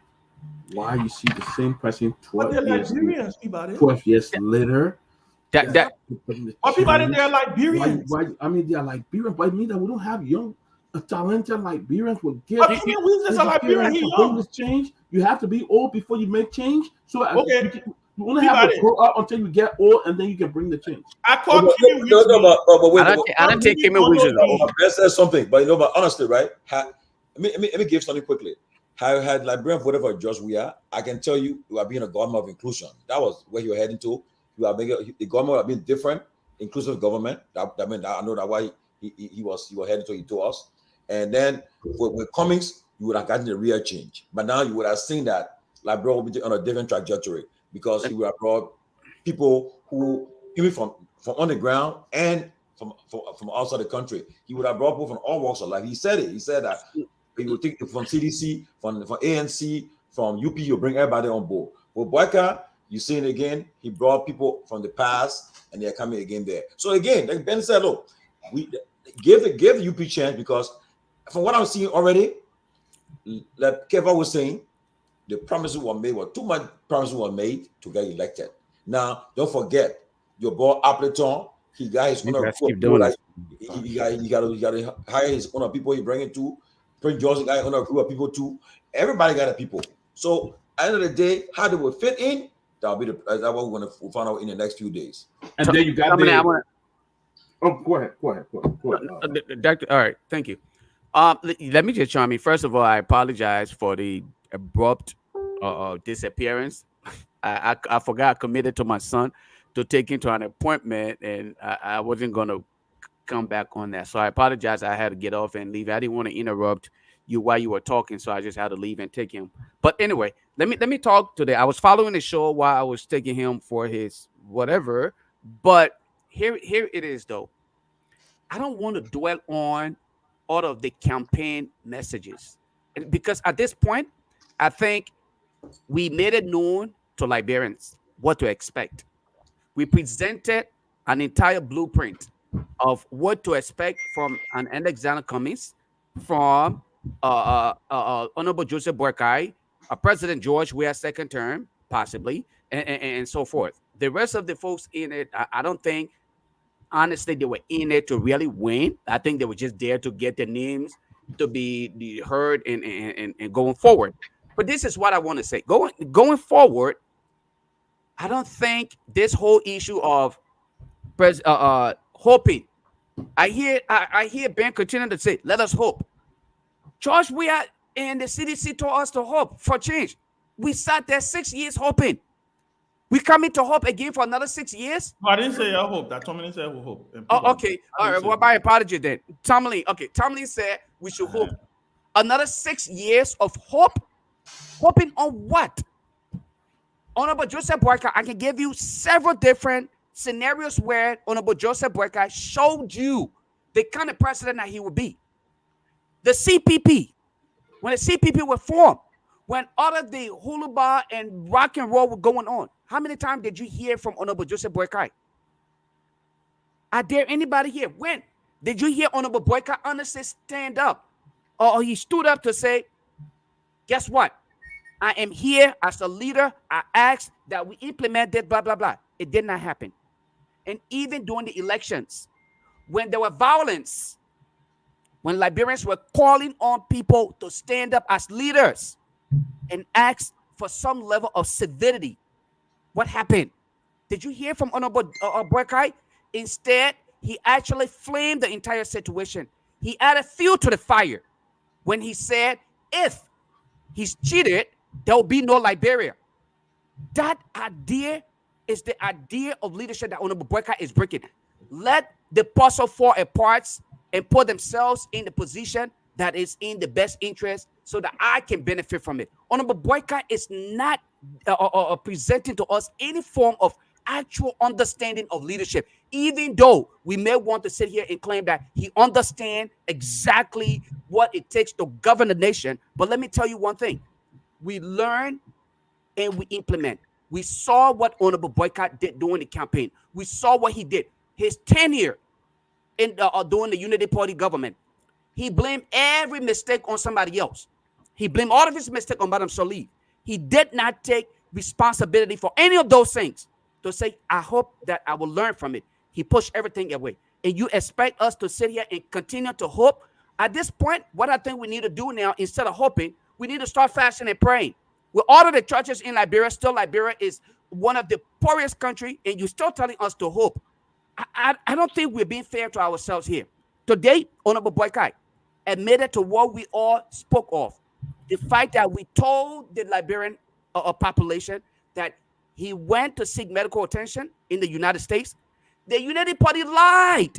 They lied profusely about his presence in the United States, and he was here to seek, to thank people and everything, only to find out today he admitted to the fact that he came out here to seek medical attention. Liberians, let's be real to ourselves.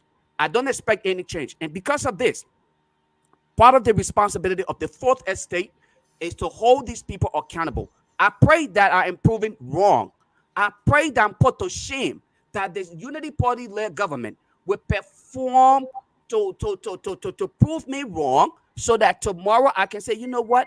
This is what I said. This is what I expected, but I'm proven wrong. But I can tell you, I will again be vindicated 6 years from now because the continuous shift of blames and all of these ideas will continue to exist and we will have nothing to talk about. When you have the likes of Eugene Frangon, an individual who is yet to prove any experience in any area of expertise, no real job experience, is dictating with the campaign team how to make decision and threatening a certain lawmaker, a re-elected lawmaker, a man who actually overwhelmingly won the admiration of the people, and he's threatening this individual.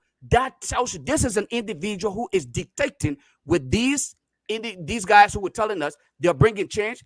I'm telling you that you are putting seeds on a rock that will end up falling. Again, nowhere. I will stop on this note and say to you guys again, I apologize for the fact that I disappeared suddenly, but I had to take my son for something that I committed to. Let Johnny say something. That's an important duty, buddy. You have to do it. Let Johnny say something. He hasn't talked yet. Johnny Debbie. Johnny from the Liberian National Union of Dr. Clarence Moneybar.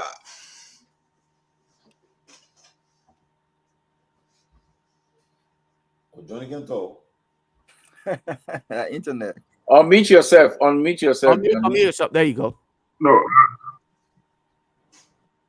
Yeah, okay. So let me appreciate all you guys for keeping this platform alive over the period during the difficult days of our election and up to now. And we are very much hopeful that the closing argument will continue to exist and to be part of this new democratic process that we are about to experience under the regime of Joseph Boakai, President-elect, and soon to be inaugurated. And I listen to conversation. I've been following this platform, even though I've not been able to get on board due to internet connection from Liberia, where I've been doing some work. But I want to say thank you. And, you know, the question I was asked concerning what do we expect and what do we not expect, I mean, everybody has been speaking media concerning the campaign, you know, from my brothers, Benjamin, from Lofa Julius, from Rival, from everybody. And it seems to be that our discussion is stay in the tone of the campaign period. We have said everything that you guys are saying during the election, why, you know, the election should not go the way of Ado Boakai or we are. But again, you know, like I heard from my young brother, Benjamin, Liberian decided that if it's not we, I should be Boakai. If it's not Boakai, it should be we are. So that is okay. So for me, personally, whether I expect good or I expect a real change or not, there are certain indicators. I have made my own metrics that I'll be looking at in the first 12 months of my uncle's government. Because I'm from Lofa, but matter of fact, Joseph Boakai is my uncle. So I've made my own metrics, governance metrics, What the Lofa poll to see related? which aspect of the government. I tell you. Yeah, we are all related. All the tribes, the 6 tribes in Lofa are related. All the 6 tribes, yeah, we are connected. That's why we are the most diverse of Liberia, and we are so much stronger than any other part of Liberia. Have fun, yeah. Your uncle, So- president. Have fun, yeah. So I draw my own metric to see where my uncle will be making some real efforts.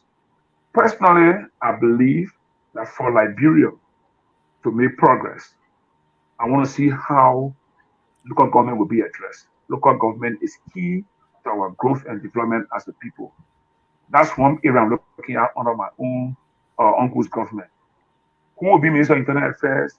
How the counties will be a minister? How the districts will be a minister? How the cities will be a minister?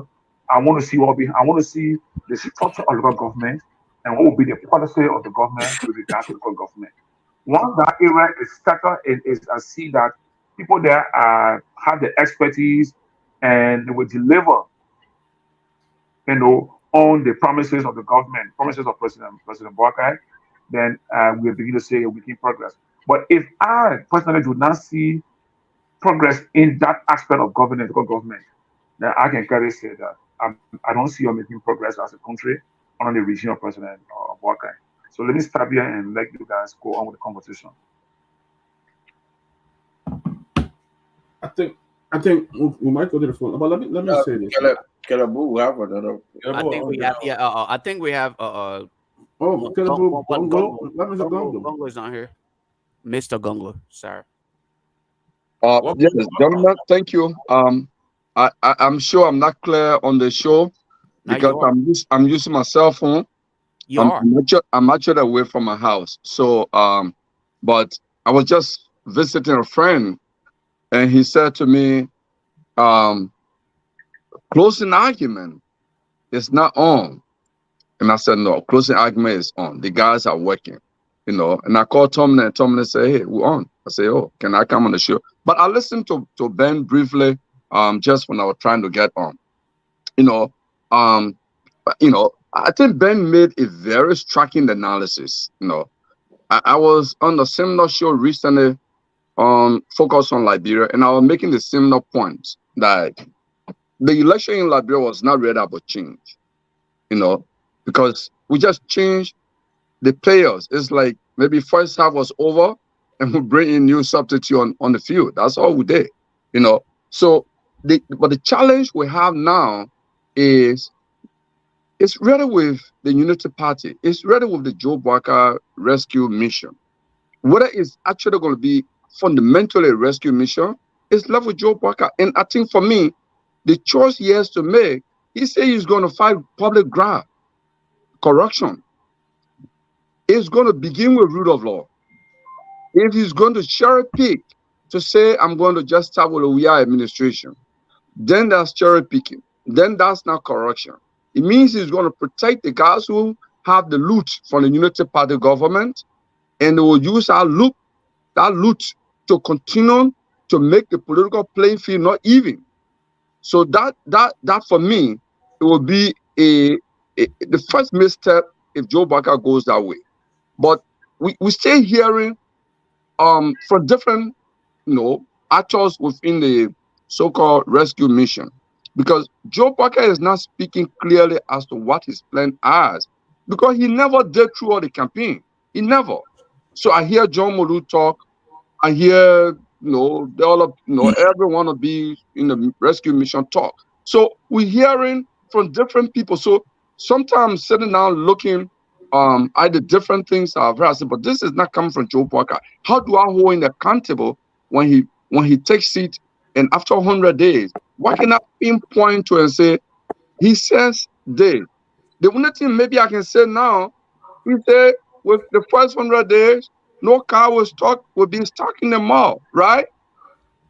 But the logic with that, which I'm worried about him, is I was telling someone yesterday, if I tell my child in the first 30 days, you will never go hungry, I expect that I'm laying a firm foundation that after 30 days, my child will never be hungry after 30 days. So we'll be holding the real challenge for Barker will be after 100 days, we are going to be in the peak of the rain season. If cars start getting stuck, then he lied to us. That would be the real challenge. The first 100 days are dry season. But we believe that in the dry season, the expectation is you will lay a strong foundation, that no car will be stuck in the mud anywhere in Liberia, because that is the declaration he made. Mm-hmm. So for me, I think I will leave it on this because I'm just coming on the show for the first time. And I know my brother Tomalin has been asking me to come all of the time, but different work schedule has. But I'm happy to be, and I can be here tomorrow and the day after if you guys. Yeah, please, anytime. Yes. We can strengthen this debate. Yes. We can strengthen this debate on the merits and demerits of what Barker and his people are saying. Because there are too many things, too many different people are saying. And sometimes you look, you say, where can I point at Barker on this? Because this is coming from Molu. Is Molu an authority in the Barker camp? No. This is coming from this other person. Is that person authority in the rescue mission? No. I like to see Barker and Jeremiah Kun speak on the records. Yes. Because, in fact, the people voted for Barker. They voted for Kun. They did not vote for anybody. The only Barker they voted for. Right. So you see, let me. I want, while he's here, I just want to say something quickly. My big brother, it's good to see you, by the way. Strong. I'm a huge admirer of you. I follow you on the other platforms, and so let me thank you. Let me say this. You struck a point, right? Look at what happened. Was it yesterday when John Molu was on Spoon? Yeah, I listened to him. All this debate, right? We can talk about it. Like you clearly said, there has been no articulation whatsoever from the president-elect or the vice president on the issue of, I mean, your move No, Ben, we're going to talk about Sorry. I just thought to bring that up. So my question, and the reason is, what was John Molu arguing about? John Molu was arguing about, and for me, it was disturbing. It was very disturbing. The fact that John Molu was arguing about processes, right? I'm not going to be a part of anything that I don't have a T or R. I'm not going to just jump out and feel like, oh, I got to do something. Or I'm not going to do this because the other party will do the, oh, you're taking your friends, you're putting your friends on the transitional team. You're doing this and you're doing that and you're doing all of that. And all of this, that's what I said earlier, guys. I'm waiting to see the president Joe Buckeye will be. One of the pitfalls that this administration may have, and again, I'm speaking English, may, because I know our people sometimes they just take things and run with it. May means it can happen, it could not happen, right? One of the challenges they may have is they ran a very airtight campaign, right? They did. You got to give them credit. They managed their message when it came to the issue of, Unity Party managed their messaging. When you say anything about it, when they came out, they say, y'all say we agree. Everybody said we agree. When anything come out about boycott health, they say, y'all say we agree. Everybody said we agree. Guess what? You're not gonna have that chorus or that choir singing anymore. Because that choir now is not campaigning anymore. You could use the campaign to say, we get power. So you follow suit. When you in power, you can no longer do that because people have different expectations. There are people who believe that some of them believe they're supposed to be directors in government. Some of them believe they're supposed to do. If you don't give them that, you're not going to have the we agree. You're not going to have the we agree choir. So I agree with what he said when he talked about the fact that there has been no coherent message. We talk about arrest. Even when you listen to the VOA interview, you heard what he said in the VOA interview, right? They pushed him on specifics. He didn't provide specifics. He went to arrest. He glossed over it. It's almost like there was a big picture moment. I don't expect him to go be quoting numbers in every interview, but what I expected to hear was, I'm going to do this. This is what we have in place to do this. This is what we have in place to, to offset if anything happens. Those are the kind of things. So there was we didn't see any of that. So we're going to be watching to see what kind of president. And I was very clear when I said it. I'd never heard Joe Buckeye rebuke when he insulted people, when he questioned people's patriotism, when he questioned their loyalty. That's why I said earlier, I was waiting for Joe Buckeye's John McCain's moment. I didn't see it. And they said, past performance is a huge predictor of future performance, right? So we're going to be watching to see what will happen. How is he going to govern? Is he going to be a strong micromanager? Is he going to have his paws over his government? Or is he going to get tired? Or is he already tired? My last point is, look at Ellen. One of the reasons Ellen was so effective in her first round, in her first term, was because she had the energy. When Ellen became president in her first term, you saw the energy. Some of the people who even close to Ellen Johnson Sirleaf will tell you, by the time she won her second term, you started to see all kinds of things falling through the crack. Because along the way, too many political debts were accumulated. How many debts does Joe Buckeye have that he has to pay politically for this government to be successful? Those are all the things that we're going to be looking at. And I am hoping, and I really, really hope they have a hold of how they intend to govern and how they intend to deal with some of the things. But like you said, Kebo, I agree with you 100%. When you say no car will get stuck in the dry season, car normally, you don't hear the people in the Southeast complaining during the dry season. They don't normally, that only during the rainy season time, you can see all those terrible pictures. So like you said, if he's going to have a machine on our road 24/7 for all year round, maybe that's what they intend to do until they start the process of really fixing the road. But I thought it was yeah. But I know Mr. I don't know who is moderating the show. I just want to say something quick on what Ben just said. When I listened to Molu yesterday, that exchange that Molu that took place between Molu and Bouaka when he met him in DC or anywhere in the US, it was kind of striking to me that when Molu was talking about lack of vetting yet, and Bouaka could not really say anything. He said, no, everybody know we don't have a vetting committee yet. That conversation was kind of interesting to me. The reason why it's kind of interesting to me is that I follow Ellen Johnson Sally because I supported her in 2005. So I remember in 2005 at the Unity Party convention in Secretary, now Senator Prince Johnson wanted to actually contest on Unity Party ticket. He got denied. Ellen Johnson said he had a clear message that I didn't want to do business with anybody with record as such. So you can't be Unity Party candidate. Prince Johnson was ejected out of the conference hall. That's how he went on to run as independent candidate and he won. But whether he won or not is not the point. Ellen had a clear message from the start that this is the kind of person, this is my condition. Paul Moluba, other people who were close to Paul Moluba slept Paul Moluba knee because I was in Monrovia. The transition. In the transitional committee. Yeah, no. Security sector. Ellen ejected him out and said, no, Paul Moluba records on the Charles Taylor was not enviable. I can't have him on my transitional committee. Those, for me, those two actions stood out clear that she thought where she wanted to take the country to, right? I haven't seen that yet from Joe Bouaka. Joe Bouaka has no clear direction as to whether he's going to fight corruption, whether he's going to go for TRC or the War and Economic Chronicle, nothing. It's like a free time ball now. Everybody just playing, for now. Maybe he's waiting on to take power, then he will set the rule and say that they're not free time football again. No, we got rule. Maybe. But for now, you don't say how much time. Okay.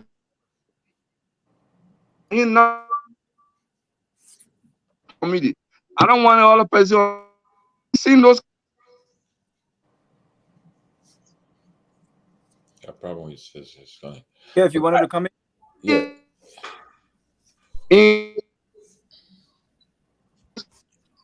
Yeah, I think it's. Well, why waiting for him? One of the things that struck me yesterday was quickly, Molu was saying that if one of the things he's concerned about, if they assume that if Robert Gagwa, if you are one of the potential to be nominated by the president-elect, if you have something like a indictment hanging over you, like don't most people forget there are a lot of audits that was done in the past in the We Are government. People don't understand that there are audits that were done that they're going to pick out these audits and so if you are involved in certain in these audits, you have a red flag on you, and you are nominated by President-elect Bouaka.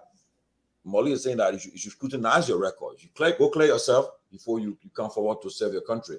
So I think that was a good point he made yesterday, and I think that's why the UP people they didn't decided to attack him. But that's what we're going to see. Hopefully the president-elect will do the due diligence. He'll do background check on these people. I mean, what was a change? We're moving in a change direction in order to make it. If you nominate somebody, I won't call his name because I don't want to embarrass the person, but one of his senior advisor, key advisor, that person was they have an issue with involving some corruption issue, but they're the person that was very close to the president-elect right now. If that person is nominated for a position, you can bet me people will raise that issue about his record. So again, our duty is here to talk about it, and there are a lot of people that go ahead. I would block out right now. I hope he does not appoint them from the police down. I hope he doesn't appoint them. So that we got a lot of trained folks that were sent out of the country that were trained. Bring in some new faces. There are a lot of people that just don't deserve to be given another job in this government. This is not a government where you leave 12 years, you broke, and come back and try to get something again. This is nonsense. So some of those folks, we definitely don't scrutinize them. I don't care what folks say, but we're going to come up and say, point out the corrupt deeds and stuff like that. So. And I want to post. I want to. We have time. You say, Henry, and yes, so we time. folks in Liberia got to go station. So let us make it short and quick. I want to I want to jump in with this portion of the expectation here, and I continue to highlight the expectation here from Honorable Boykai. Nothing personal, but you know I think the saying in Liberia about when the Christmas will be good, you will tell from the eve, right? Let us look at the reality here. It took 6 years of advocacy, propaganda, and everything else, with the Unity Party expecting to replace the CDC. We should not be at this point where, after an election, like how long has it been? About a month or so. We are still talking about they don't even understand or they don't have any idea of the transitional team, what they want to do, who they want to put in those positions. You should have evaluated. You should have been on the fence of observing. That's the reason why all along you played that role of opposition. It was not simply meant for you to sit and make loud noise. You should have been sitting on the fence, jotting notes, and hopefully trying to present an idea, a solution to what the problem is, so that when the opportunity is provided to you, you get your feet wet and you're running right away. You're not coming and starting all over. And that's the reason why some of us, excuse me for the finger pointing here, but I apologize. That's part of the reason why some of us said, on any attempt to bring the Unity Party back, we will be starting all over, because the likes of Fangons and other people will now feel the need to have themselves heard. And this is where the problem starts. I'll close on this note because it's something that we have ignored. And I think these are things that we must stop. When things happen in Liberia, we talk about it for a day or two and then we ignore it. The young Joshua who died as a result of electoral violence.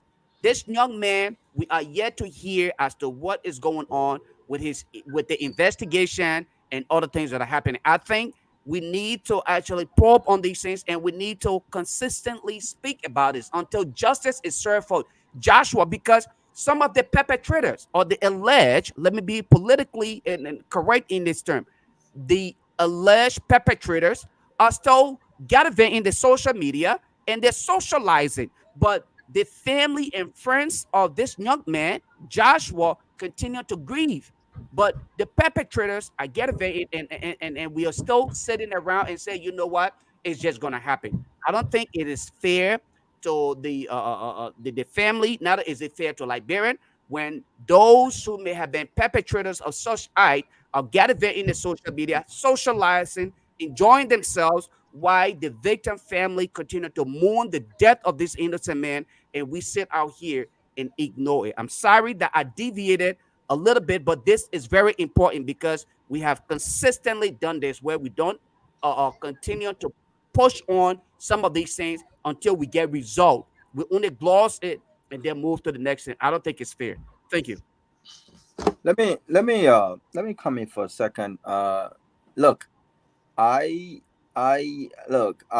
don't want to, and I agree with Ben, like I said, on most of what he said, but I don't want to believe that the party for the past 6 years, or the Joseph Boakai branch of the Unity Party, have not been planning for governance.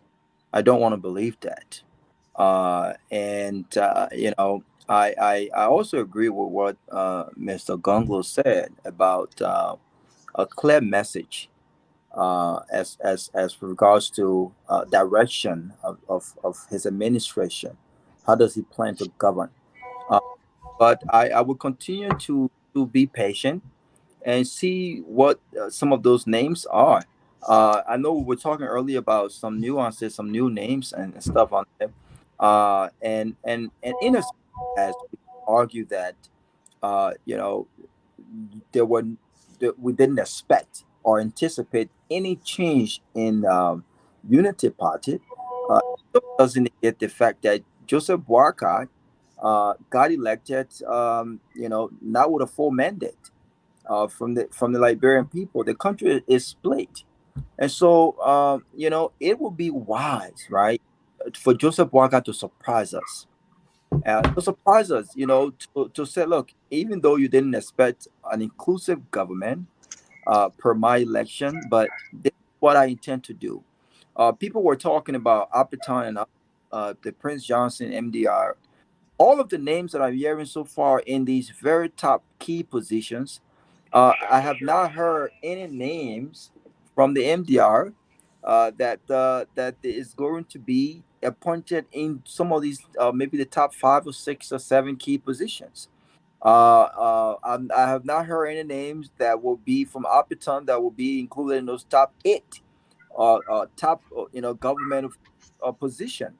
I have not heard those names, and we can speculate, but there's some idea as it relates to who's going to be where and who's going to be nominated. But it's still, again, I want to see a surprise factor here from Joseph Boakai, that even though you guys did not anticipate change, even though you guys did not anticipate an inclusive government, that I will surprise you.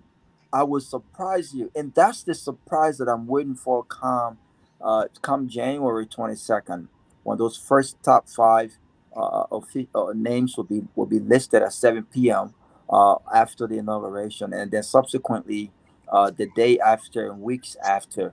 We need, look, I don't think that we have a shortage of smart Liberians. I've watched the Ghanaians thrive, and I've watched the setup of government in Ghana, and I admire that.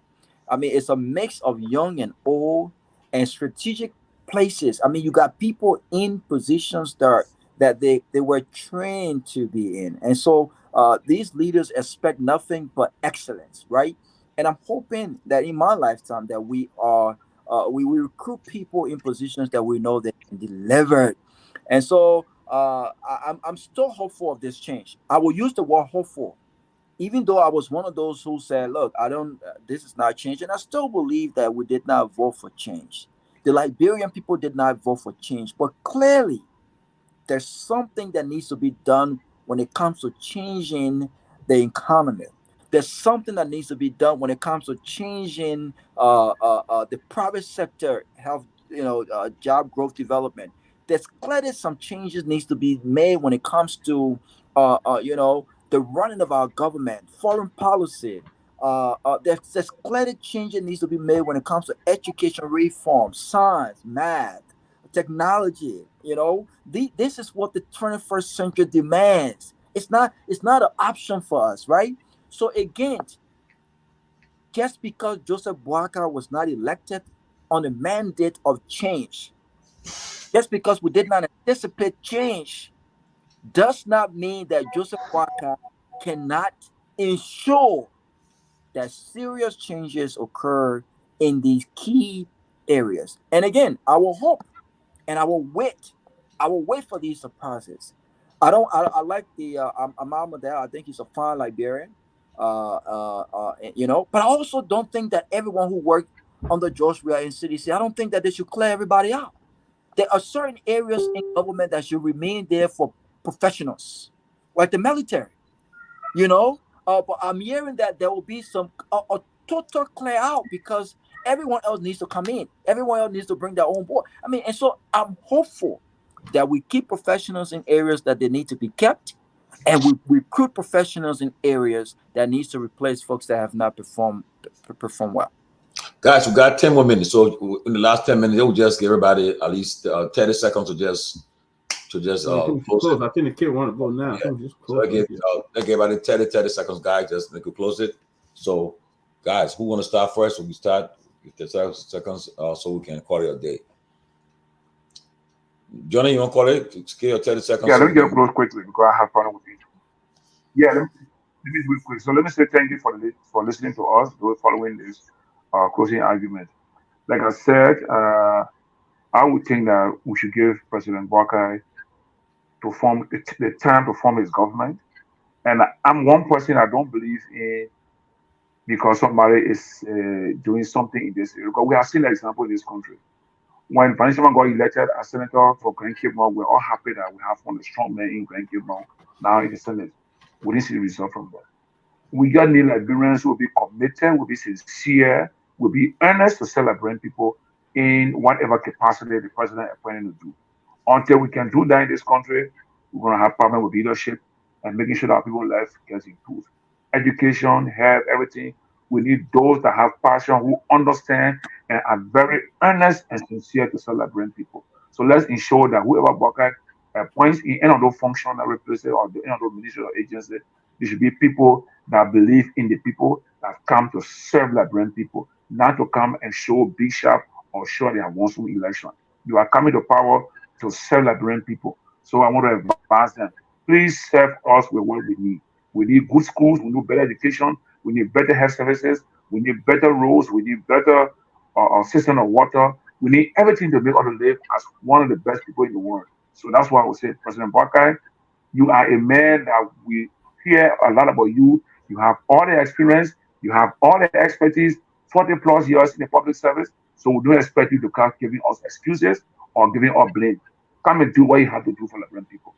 Thank you, and we hope to see you on Friday. Thank you, Calabo. 30 seconds. Well, gentlemen, I'm kind of happy to be here for the first time.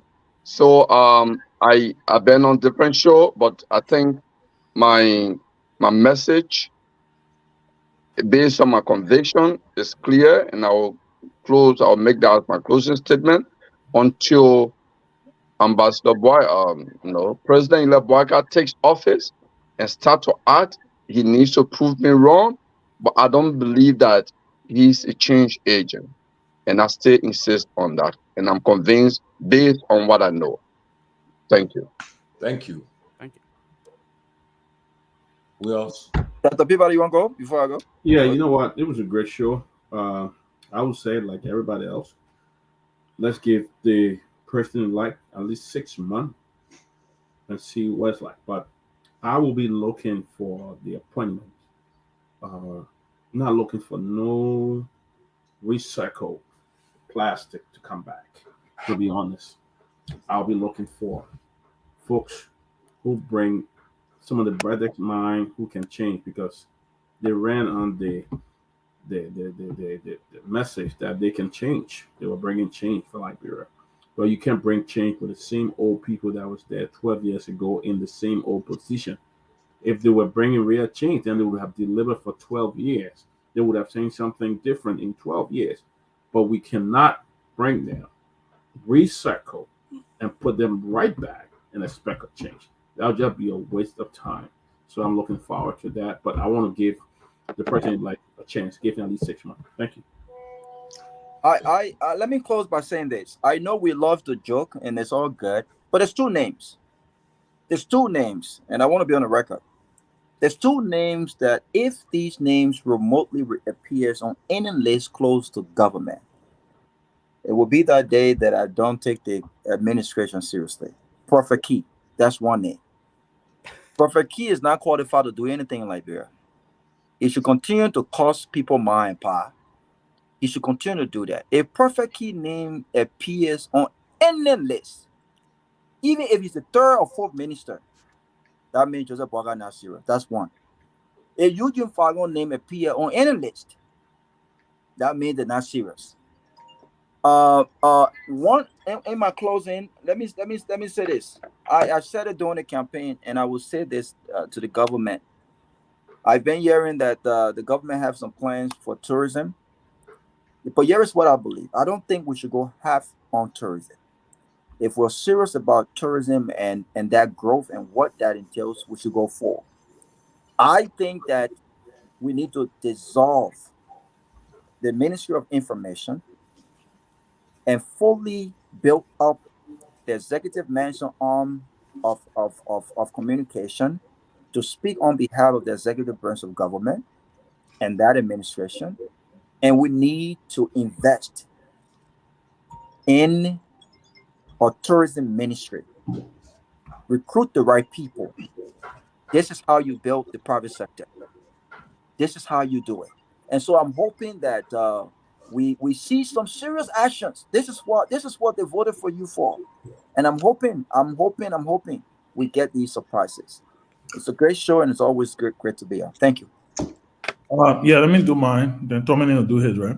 So first of all, let me say to my brother Robert, you are going to be very disappointed because first of all, I disagree with you.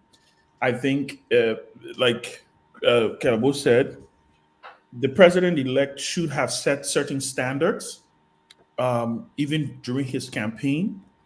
If he did not want certain people around him or speaking on behalf of him, he should not have accepted their endorsements and their support. And I'm not just talking about anybody who just saying, "Oh, I support you," right? Both Prophet Key and Eugene Fagon were key messengers of the rescue team. And I think it's a little disingenuous and I think it's a little unfair for us to claim and say they should not have any role. Elections have consequences, and when people vote, they should live with the results and the effects, the spoils. I call it the spoils of war, right? So I am not going to support you in saying Prophet Key should not get a job. I think Prophet Key, I don't agree with how he do it, but the president was still. But I would say this. Let's be fair. He communicated effectively. Listen. This is the country you have, Robert. This is the country you have. You have a country. But let me finish quick now. So this is the country you have, and I think Prophet Key was a huge voice for the rescue team, and I think he should be rewarded. Eugene Fagon, I say it all the time. Everybody know me and Eugene Fagon. We can't see eye to eye. But listen, Eugene Fagon was an effective communicator. He knew what to make the people think. He knew the messages to put out there. He put it out there. He bought it. Recently, when the president-elect came to America, he met with Eugene Fagon. And I can tell you, if the president-elect goes to Morocco, I'm sure he will meet with Prophet Key. So I want to state for the record, I think that we should give the president-elect the opportunity to form whatever government he wants to form. The Liberian people or a slim majority of the voters, I like to say that, I won't correct myself again. Slim majority of the voters, right, opted for this. They should be willing to live with the consequences, whatever they may be. I am praying that the president-elect succeeds. I don't think Liberia has 6 years to waste. Every 6 years that will go by that is not supposed to be, it's a waste of the country time. But I will state for the record, I think everyone who contributed to the success of these these elections on the rescue side should have an opportunity to serve their country, whether they cost, whether they didn't cost. I think at the end of the day, the standard was set. The standard was set. President-elect Joe Boyka accepted the endorsement from Prophet Key.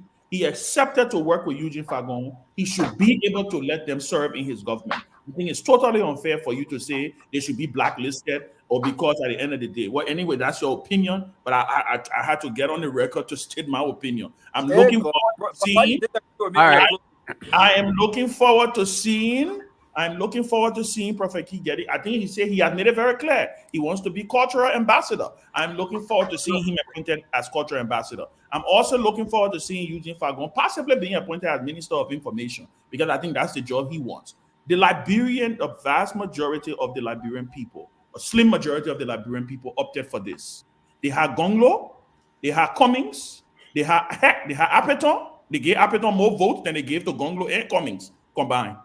So this is what the Liberian people wanted, right? This is what they wanted. That slim majority, that's what they wanted. And I think it's only fair to give them the opportunity to see these people perform on the stage that they have set for them. On that note, I want to thank everybody. I think it was a great conversation. We look forward to being here again on Friday.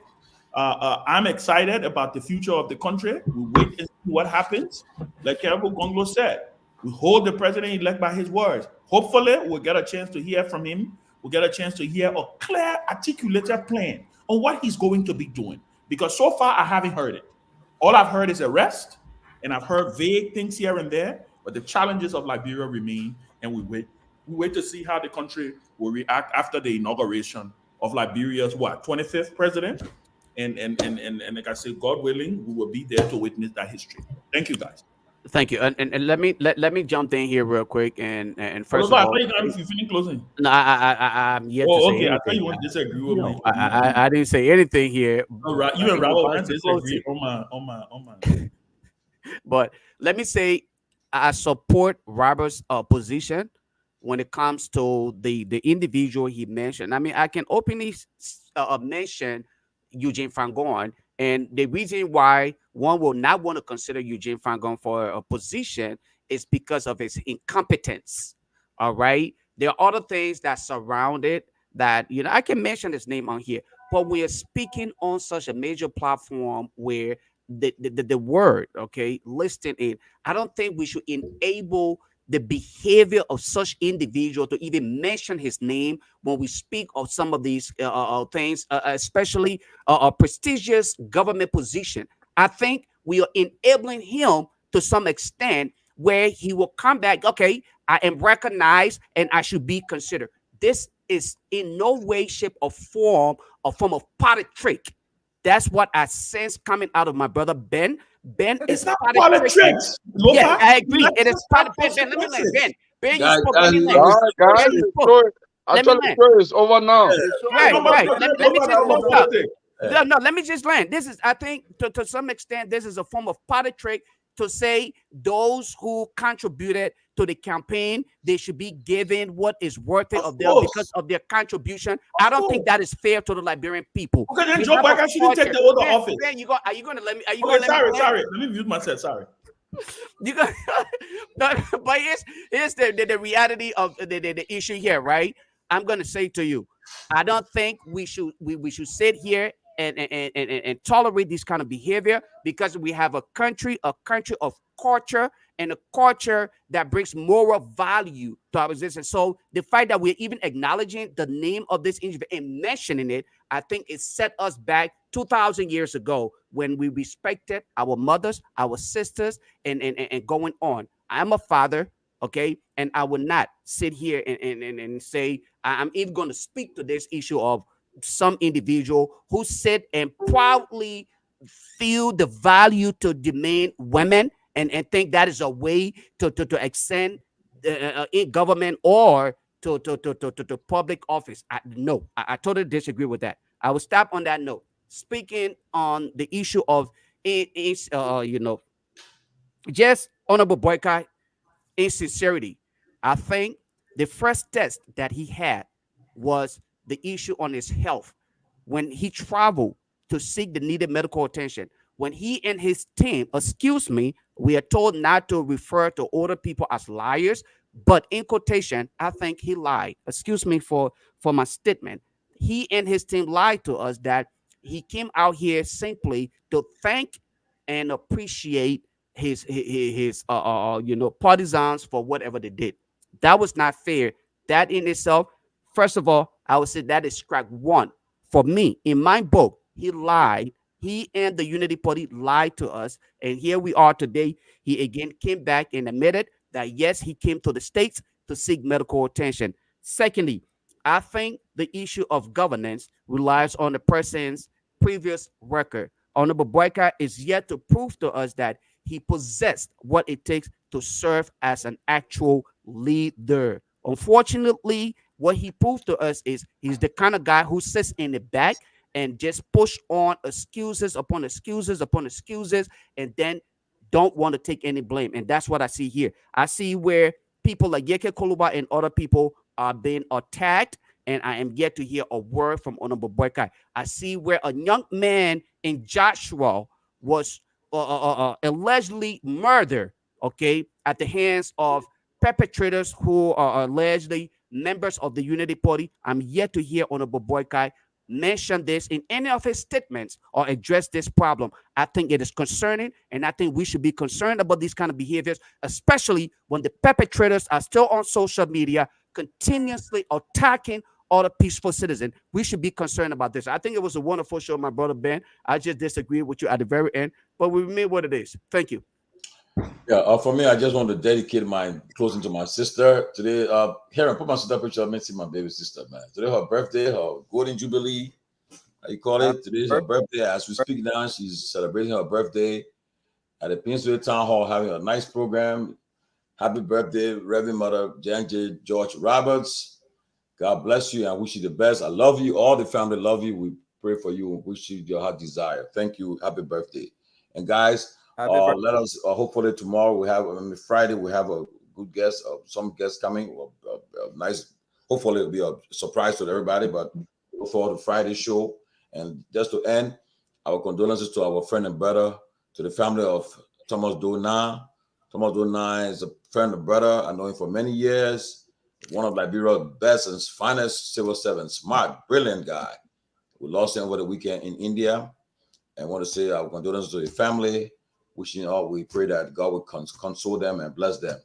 Keff didn't get your closing, yo. So, Keff also, guys, we all set for let me just make my.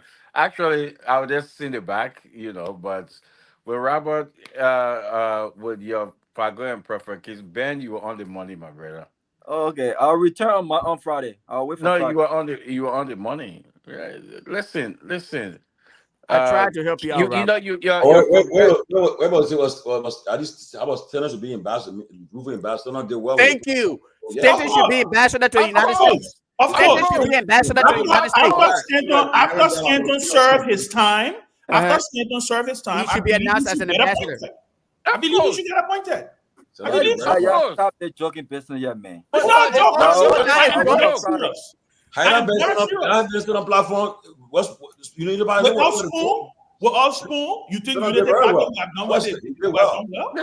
Listen, Robert. Pick up somebody. JMB said it clear. He would deal with anybody. And let us also forget even the issue about him dealing with everybody. What has been the president's elect interaction with these people even after his election? Exactly. He has confidence in these people. Exactly. Like I said, say what you want to say about Prophet Key. He was an effective communicator for the rescue team. What was effective about But that's the direction. That's the direction. Effective about that. Robert, he didn't convince me. He didn't convince me. Obviously, I didn't vote for Boykai, but he convinced. The man don't even know. The man don't even know 10% of 90 is 100%. I mean, come on, let's stop this joke. That's you. That one are you. But I'm telling you, he was effective. The one-day election, Fagon was effective. The one-day election. These men should be giving their due, and they should be appointed in the government. Yes, I support it 100%. But we also argue that everyone who supported the government cannot be given job based on that. I don't disagree with that. What I'm saying, Robert, what I'm saying to you. This man cannot be on any list. If the president elects schools, my point is, if the president elects schools, if he chooses to appoint them, right? If he chose to appoint them in his wisdom, I would not have a problem with it. Okay, I would have a problem with it. Okay, all right. Let's Keff Hassan close up so we can call it a night. Let's end it But listen, Robert, that's the direction he sold to half of the Liberian people with the body. That's the direction. That's the direction he shows. He shows to the people. You will not buy. I understand. Because like I mentioned in the beginning, most of the people that voted for JMB, they don't have the ability to think well. So they went through the Prophet Kid way. No, I wouldn't even say that. I would say that. I wouldn't even say that. You're insulting the population of Liberia that voted for him, though. Yeah, I wouldn't say that. Listen to me. Nobody in the right mind will listen to Prophet Keith, the language he used.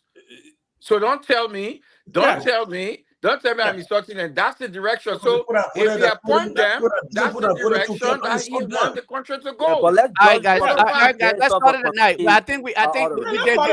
Let's call it a night. We'll be back here Friday.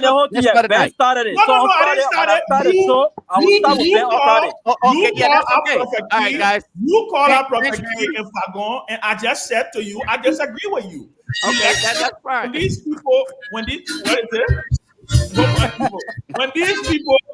these people were campaigning and doing everything they had to do for Vice President Joe Biden, why should they not get the spoils of their work? It should stay away from we should not support this kind of behavior.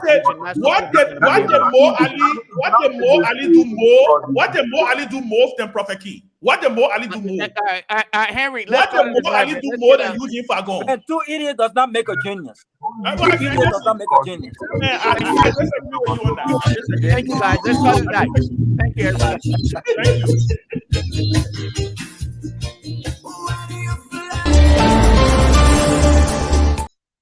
Thank you.